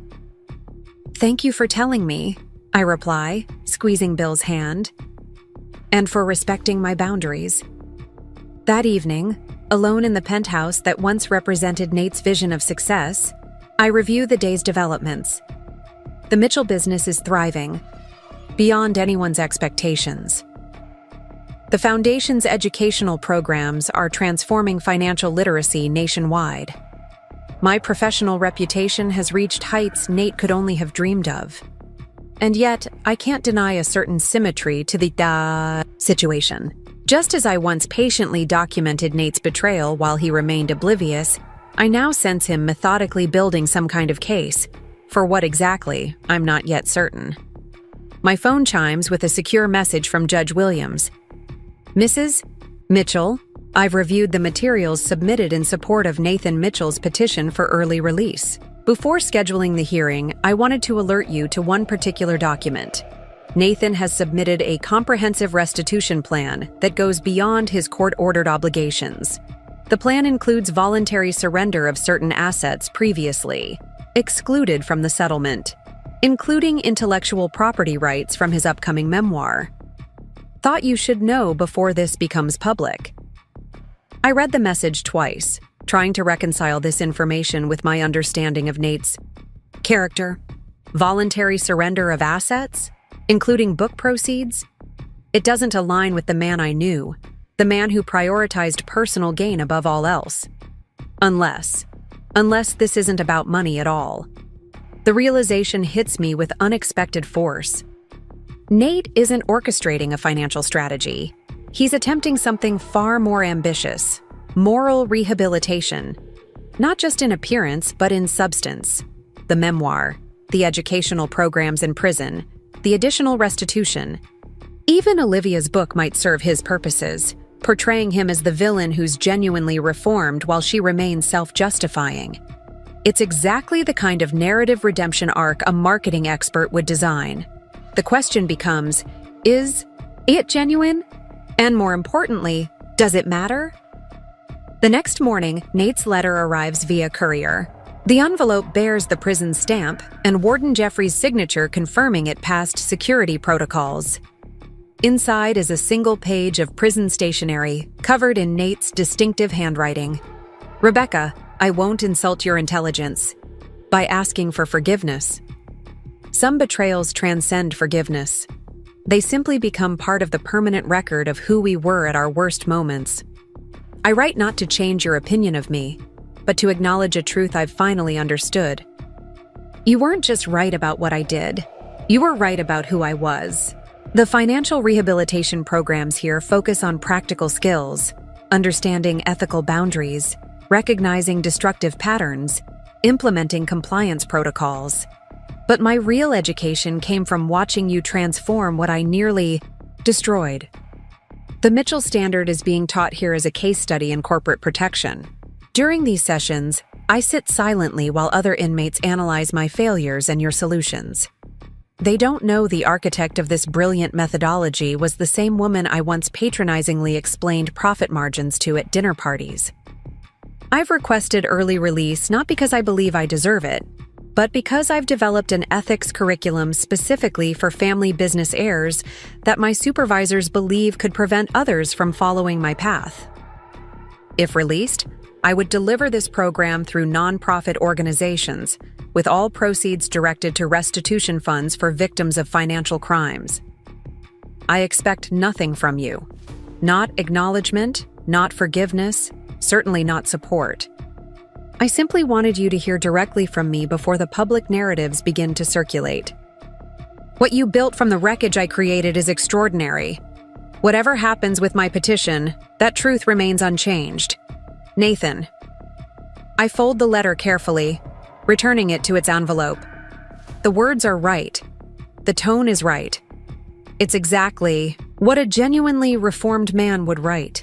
It's also exactly what an expert manipulator would craft. I set the letter aside and turn to my computer, pulling up the proprietary analytics dashboard that tracks all Mitchell-related media and financial data. With a few clicks, I activate our most sophisticated sentiment analysis tools, directing them toward any mention of Nate or Olivia's upcoming books. Mrs. Mitchell, my assistant's voice comes through the intercom. Ms. Kim and Ms. Thompson are here for your 9 o'clock. Grace and Zoe enter my office, both carrying tablets loaded with the morning's updates. The warden confirmed you received Nathan's letter, Grace begins. I nod, not elaborating. Early media response to the book announcements is starting to appear, Zoe reports. Financial outlets are approaching it cautiously. Social media is more divided, some portraying Nathan as a reformed sinner, others speculating this is his most sophisticated con yet. And the Mitchell Standard certifications? I ask. Unaffected. Grace confirms. If anything, application rates have increased since yesterday's announcement. Senator Harris called, my assistant interrupts via intercom. She says it's time sensitive. I take the call on speakerphone, with Grace and Zoe still present. Mrs. Mitchell, the senator begins, I wanted to give you advance notice. The corporate accountability legislation we discussed is being fast-tracked. The announcement is scheduled for tomorrow morning, and we'd like you to be present at the Capitol for the press conference. I appreciate the invitation, Senator, but I have commitments here in Portland that can't be rescheduled. We anticipated that possibility, Senator Harris replies smoothly. The committee is prepared to announce that a key provision, the mandatory implementation of fraud detection protocols for all publicly traded companies, will be named the Mitchell Provision in recognition of your contributions. We're also prepared to hold a separate announcement in Portland next week, if that would be more convenient. I hesitate, suddenly understanding the leverage being offered. This legislation, with my name attached to a central provision, would cement the Mitchell Standard as the gold standard for corporate governance nationwide. It would transcend any narrative Nate or Olivia might attempt to construct. It would also, I realize, represent the ultimate victory, transforming a personal trauma into systemic reform that protects countless others. Thank you, Senator. I'd be honored to participate in the Portland announcement. Please have your staff coordinate with my office. After the call ends, Zoe gives me a questioning look. The timing is interesting, isn't it? Just as Nathan and Olivia try to reshape the narrative, you get enshrined in federal legislation. Senator Harris is a skilled politician, I acknowledge. She recognizes an opportunity for bipartisan cooperation on an issue that resonates with voters across the political spectrum. And it doesn't hurt that it completely undercuts whatever narrative Nathan's trying to build, Grace adds with a hint of satisfaction. I turn to the window, looking out over Portland, the city where I was once just Nathan Mitchell's wife. and am now a power in my own right. The symmetry of the situation isn't lost on me. Just as Nate once underestimated me, assuming my silence indicated ignorance, I must be careful not to make similar assumptions about his capacity for genuine change. Schedule a call with Judge Williams, I instruct Grace. I've made my decision about Nathan's release petition. Both women look at me with surprise. Already? Zoe asks. Don't you want to wait and see what's in his book? I shake my head. I don't need to read Nathan's version of events to know what happened. And my decision isn't based on what he says about the past, but on what the evidence shows about the present. As they leave my office, I return to Nate's letter, reading it one more time with the practiced eye of someone who spent years studying his patterns of deception. The words are perfectly calibrated, humble without being self-pitying, acknowledging without seeking absolution. Either Nate has experienced a genuine transformation, developing an unprecedented level of self-awareness and ethical clarity, or he's executing the most sophisticated manipulation of his career. In the end, I realize it doesn't actually matter which interpretation is correct. My response would be the same either way. I pick up the phone and dial Judge Williams' chambers directly. Her clerk puts me through immediately. Mrs. Mitchell, the judge greets me. I wasn't expecting to hear from you so soon. I've reviewed the materials related to Nathan Mitchell's petition, I begin, my voice steady. I've also received personal communication from him outlining his proposed activities if granted early release. And your position on his petition? Judge Williams prompts. I take a deep breath, knowing that my next words will shape not just Nate's future, but in some ways, the final chapter of our shared history. I will not oppose Nathan Mitchell's petition for early release, I state clearly. Furthermore, I am prepared to submit a statement confirming that all required restitution has been paid in full and acknowledging the apparent efforts at rehabilitation documented by prison authorities. There's a moment of silence on the line. When Judge Williams speaks again, I can hear the careful neutrality in her tone. May I ask what influenced your decision, Mrs. Mitchell? Given the history, many would expect you to oppose this petition strenuously. The question deserves an honest answer, one that I've only just fully articulated for myself. Justice has already been served, Your Honor. Nathan Mitchell lost everything that mattered to him: his position, his reputation, his family connections, his freedom. He's paid his court-ordered debts and appears to be making genuine efforts toward redemption. Continuing to punish him serves no purpose that I can discern.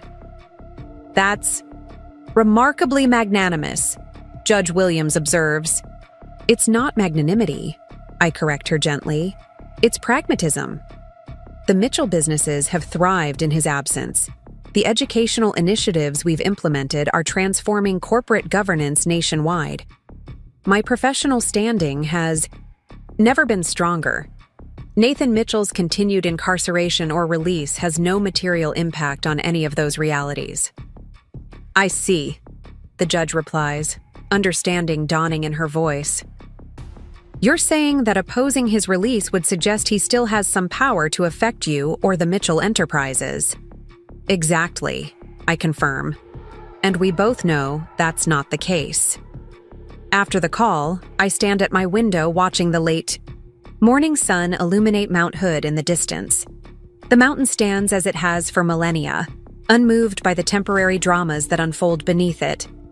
In refusing to oppose Nate's petition, I've made my final statement about our shared history. He no longer has the power to threaten what I've built. His freedom is irrelevant to my continued success. His narrative, whether genuine redemption or elaborate manipulation, cannot touch the Mitchell legacy I've established. Mrs. Mitchell, my assistant's voice interrupts my thoughts. The team is assembled for the strategy session regarding the legislative announcement. I turn from the window, leaving thoughts of Nate behind. I'll be right there.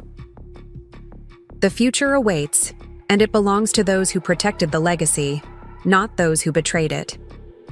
5 years after the Mitchell scandal first erupted, I find myself standing at the podium of the World Economic Forum in Davos, Switzerland. Snow-capped Alps rise majestically outside the floor-to-ceiling windows as I address an audience of global financial leaders, tech visionaries, and policymakers. Trust is the invisible infrastructure of business, I explain, my voice carrying through the hushed auditorium. When it collapses, the damage extends far beyond balance sheets.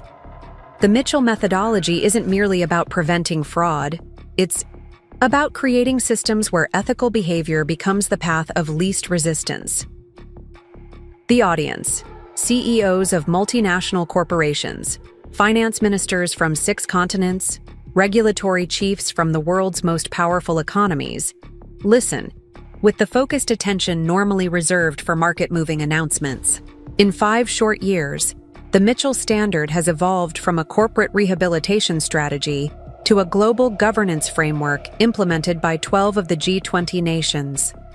Our research at the Institute indicates that for every dollar invested in preventative ethics infrastructure, organizations save an average of $27 in potential fraud losses. I continue, clicking to my next slide. But the true return on investment extends beyond financial metrics to encompass brand integrity, employee retention, and systemic resilience. From the corner of my eye, I notice Thomas, now Chief Strategy Officer of the Mitchell Institute for Financial Integrity, giving me a subtle thumbs up from the side of the stage. What began as a necessary response to personal betrayal has blossomed into something that even my most optimistic projections couldn't have anticipated. After my presentation, during the executive reception in a glass-walled atrium overlooking the Swiss Alps, I'm approached by an austere woman with silver hair and impeccable posture, the finance minister of Germany. "Mrs. Mitchell," she begins in lightly accented English, "your methodology has been implemented across our banking sector with remarkable results. The Chancellor has asked if you would consider consulting on our national financial resilience framework." I smile, accepting a flute of champagne from a passing server. "I'd be honored to discuss the possibilities, Minister Brecht. The Mitchell Institute has developed specialized protocols for federal implementation that might align with your objectives."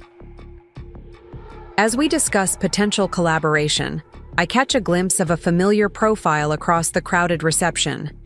Nate, deep in conversation with a small group of academics. His position at INSEAD has evidently earned him entree to this exclusive gathering, though he occupies a much different stratum of influence than the one he once presumed would be his birthright. Minister Brecht follows my glance. "You know Professor Mitchell?" she asks. "We have history," I reply neutrally. "His ethics curriculum at INSEAD has garnered significant attention," she observes. "Our banking regulatory authority has incorporated elements of his rehabilitative framework into our compliance training. Quite a remarkable redemption story." I nod politely, neither confirming nor contradicting her assessment.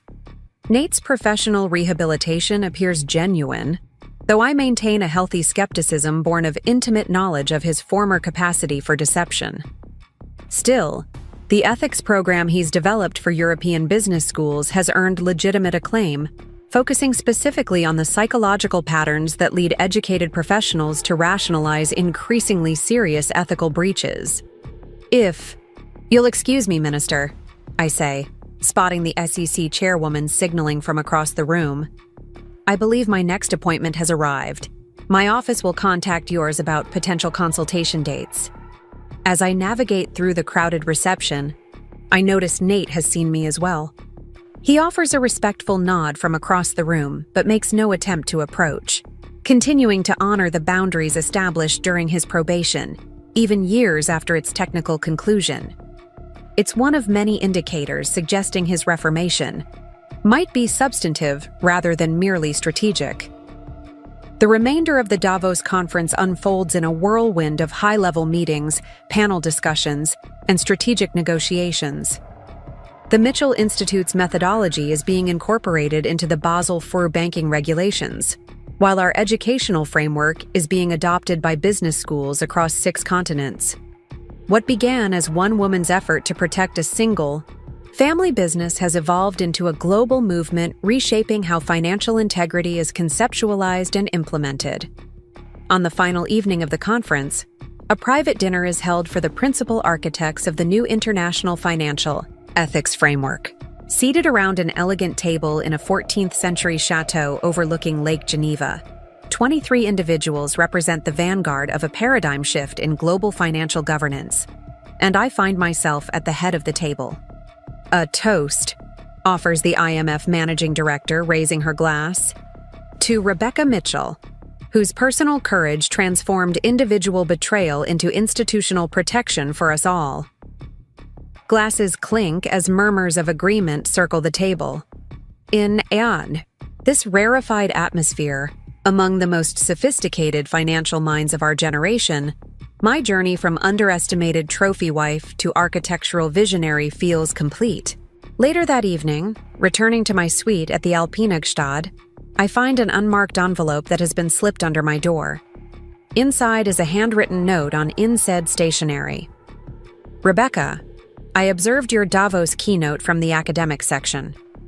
Your evolution of the Mitchell Standard into a comprehensive governance framework represents precisely the kind of systemic protection that might have prevented my own ethical collapse. The preventative architecture you've designed isn't merely impressive, it's transformative. You've created something that will protect countless organizations from people like the man I was. What you've built transcends our shared history and stands as a legacy that will outlive us both. Respectfully, Nathan." I study the note, searching for hidden agendas or manipulative undertones, but find only straightforward professional acknowledgement. 5 years ago, such a message would have triggered suspicion or resentment. Now it registers as a minor footnote in a journey that has long since transcended its catalytic betrayal. I set the note aside and open my laptop to review the next day's commitments before sleep claims me. An email from Eleanor Mitchell awaits, with photographs, attached of the Mitchell Institute's Portland campus expansion. The institute now occupies an entire city block downtown, its architecture an embodiment of its principles, transparent, structurally sound, forward-looking yet grounded in timeless values. "The East Wing construction is ahead of schedule," Eleanor writes. "Bill insisted on touring the site yesterday despite the weather, and declared it exactly what Edward would have wanted. The Family Council approved your international expansion proposal unanimously. London and Singapore facilities will break ground next quarter." I smile, touched by Bill's reference to his grandfather Edward, the Mitchell family patriarch whose legacy I've not only protected but expanded beyond anything he might have imagined. The Mitchell name, which might have been irreparably tarnished by Nate's betrayal, now stands as a global synonym for financial integrity, a transformation few would have thought possible 5 years ago.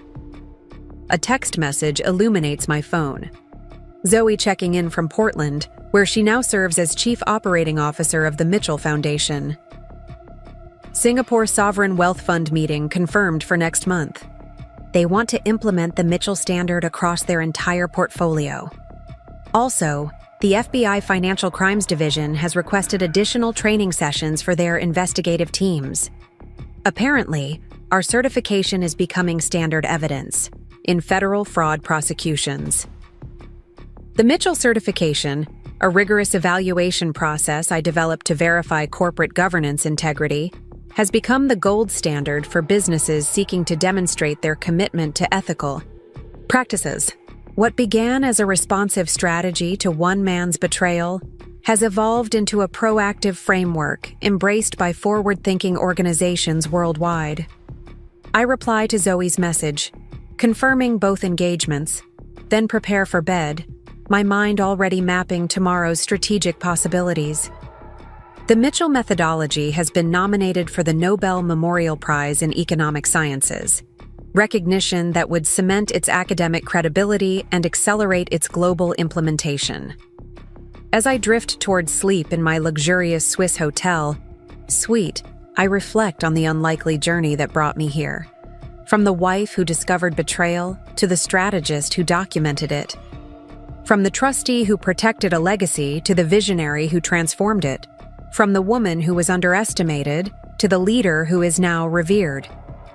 The symmetry feels profound, the circle complete. Nate's greatest mistake wasn't the financial crimes he committed or even the trust he betrayed. It was his fundamental failure to see the person right in front of him, to recognize that the woman he considered merely decorative possessed the intelligence and determination to not only uncover his deception, but to build something extraordinary from its aftermath. Morning brings crystalline alpine clarity and a schedule packed with final conference commitments. As I prepare for the day, my phone rings with an unexpected caller ID.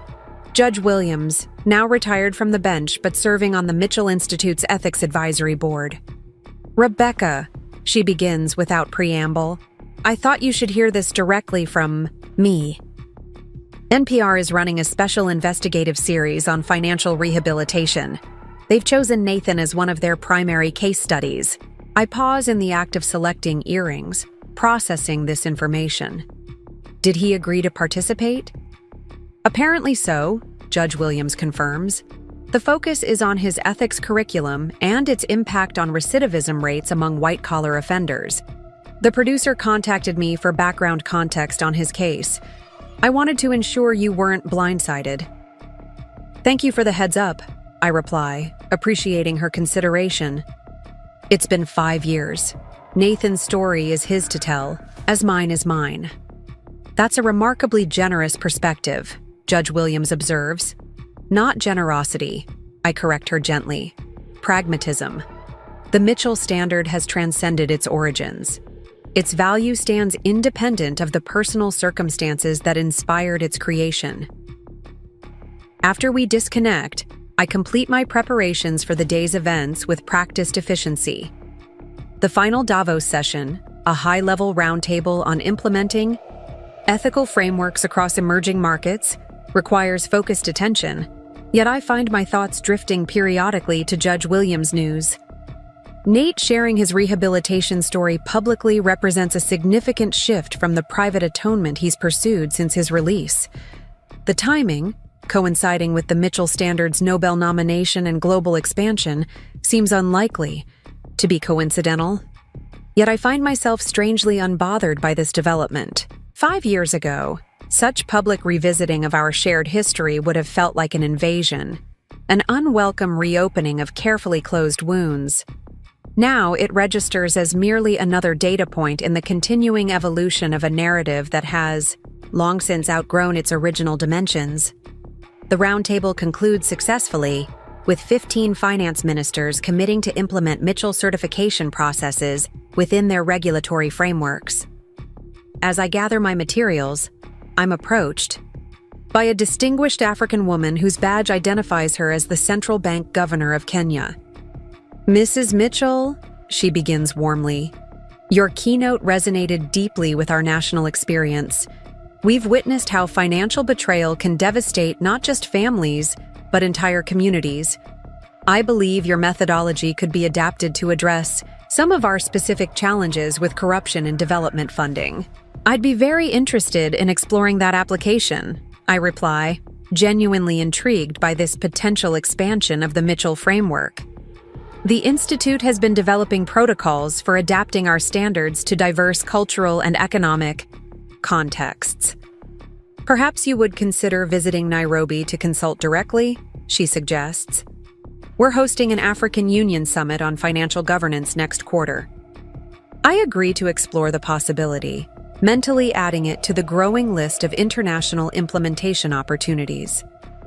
The Mitchell Standard, born from personal betrayal in Portland, Oregon, is now being embraced as a solution to financial governance challenges from Switzerland to Kenya, Singapore to Brazil. As my car navigates the winding road from Davos to Zurich International Airport, I review the conference outcomes on my tablet. 17 major implementation agreements, 34 strategic partnerships, $52 million in new funding for the Mitchell Institute's research division. By any objective measure, an extraordinary success. My phone buzzes with an incoming call. Grace, who now serves as executive director of the Mitchell Foundation. The governor's office called, she informs me without preamble. They want to nominate you for the Presidential Medal of Freedom. Something about transformative contributions to financial ethics and governance integrity. I smile at the irony, the highest civilian honor in the United States, potentially bestowed upon a woman once dismissed as nothing more than a decorative accessory to her husband's ambitions. Tell them I'm honored by the consideration, I reply, but would need to review any potential conflicts with our international implementation work. Already noted, Grace confirms. Also, the Seattle Times is running a feature on Nathan's ethics curriculum at Washington State Correctional Facilities. They've requested comment from the Institute. I consider this development thoughtfully. Nate's work with incarcerated white-collar criminals represents a logical extension of his in-said curriculum, applying his first-hand understanding of ethical failure to those experiencing similar consequences. Provide a neutral statement acknowledging innovative approaches to financial rehabilitation as complementary to preventative frameworks, I decide. Note that the Mitchell Institute evaluates all ethics curricula based on measurable outcomes, rather than personal narratives. The statement strikes the appropriate balance: professional acknowledgement without personal endorsement, recognition of potential value without claiming association. After 5 years, I've perfected the art of addressing Nate's rehabilitation efforts with detached objectivity. As my plane departs Switzerland, rising above the majestic Alps toward the Atlantic crossing, I review the final communication from the Davos Organizing Committee, an invitation to chair next year's Financial Integrity Summit, a position of global leadership that would have been unimaginable in my previous life as Nathan Mitchell's wife. I accept the invitation provisionally, pending coordination with the Institute's expanding international commitments. My calendar for the coming year already includes congressional testimony on regulatory frameworks, keynote addresses at Central D, banking summits on 4 continents, and strategic consultations with multinational corporations implementing the Mitchell Standard. Midway across the Atlantic, unable to sleep despite the first-class comforts, I find myself reflecting on the journey that brought me to this moment. The initial discovery of Nate's betrayal, the credit card charges that didn't align with his, supposed meetings, the suspicious withdrawals from our joint accounts, the carefully documented pattern of deception that grew more elaborate with each passing month. Those painful revelations which once consumed my waking thoughts have receded into distant memory, important historically, but emotionally neutralized by time and transformation. The methodology I developed to document Nate's betrayal has evolved into sophisticated systems protecting millions of stakeholders worldwide from similar exploitation. Perhaps most surprisingly, I find myself occasionally grateful for the catalyst that Nate's betrayal provided, not for the pain it caused, but for the possibilities it inadvertently revealed. Without that traumatic rupture, I might never have discovered my capacity for strategic response, might never have developed the analytical frameworks that now protect countless others from similar harm. As dawn breaks over the eastern seaboard, my thoughts turn to the future rather than the past. The Mitchell Institute's 5-year strategic plan includes establishing regional implementation centers on 6 continents, developing specialized frameworks for emerging economies, and expanding preventative education programs for family business successors. The scope of this vision, global, multi-generational, systemically transformative, stands in stark contrast to the narrow self-interest that motivated Nate's original betrayal. What he sought to destroy through deception, I have rebuilt through transparency. What he attempted to steal through manipulation, I have expanded through collaboration. Landing at Portland International Airport, I'm greeted by Thomas, who has flown ahead to prepare for the Institute's quarterly board meeting. The governor's office called twice while you were in the air, he informs me as we walk to the waiting car. The presidential medal nomination is apparently being fast-tracked. They're suggesting a White House ceremony next month. I nod, mentally. adjusting my schedule to accommodate this unexpected development. And the Nobel Committee? Site visit team arrives next week, Thomas confirms. They'll spend 3 days evaluating implementation data and interviewing certification recipients.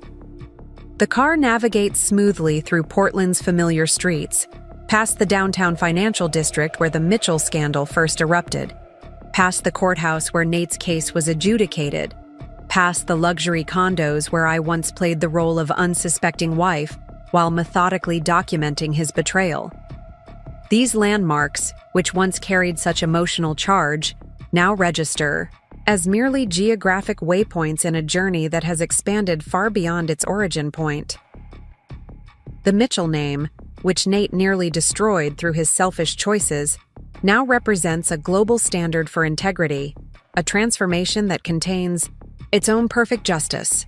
Arriving at Mitchell Tower, the Institute's headquarters occupying the same building where Nate once plotted his deceptions, I'm greeted by Eleanor Mitchell in the marble lobby. At 75, she remains elegant and sharp-minded, having channeled her pain over her son's betrayal into passionate advocacy for preventative ethics education. Welcome home. She embraces me warmly. The board is assembled for your debriefing on Davos.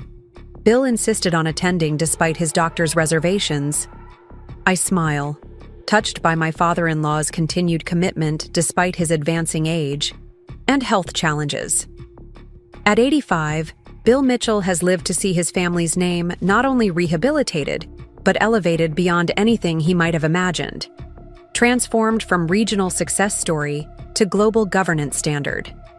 The board meeting unfolds with typical efficiency: implementation updates, expansion timelines, strategic partnerships, legislative developments.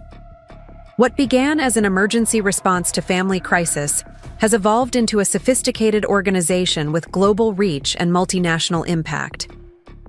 The United Nations Financial Oversight Committee has officially adopted the Mitchell Standard for all peacekeeping and development funding, reports our policy director. Implementation begins next quarter across their entire operations framework.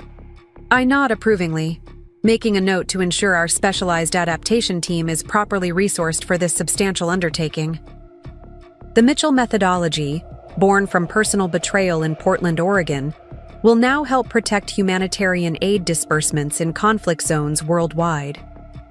After the meeting adjourns, I find myself alone with Bill Mitchell in the boardroom, its floor-to-ceiling windows offering panoramic views of the city where everything began.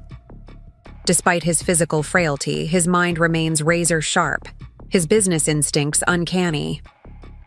I saw Nathan's ethics curriculum is being featured on NPR, he mentions casually, watching for my reaction. Judge Williams mentioned it, I acknowledge. Apparently, his rehabilitation framework is showing promising results with incarcerated white-collar offenders. Bill nods slowly, a mixture of complex emotions crossing his weathered face. Never thought I'd see the day when Nathan would contribute. Something genuinely worthwhile. People can change, I observe neutrally. Some can, Bill agrees, given proper motivation and structural support. He pauses, studying me with the penetrating gaze that once intimidated Portland's business elite. Does it bother you? Him building a new career around ethics education while you're being nominated for the Presidential Medal of Freedom?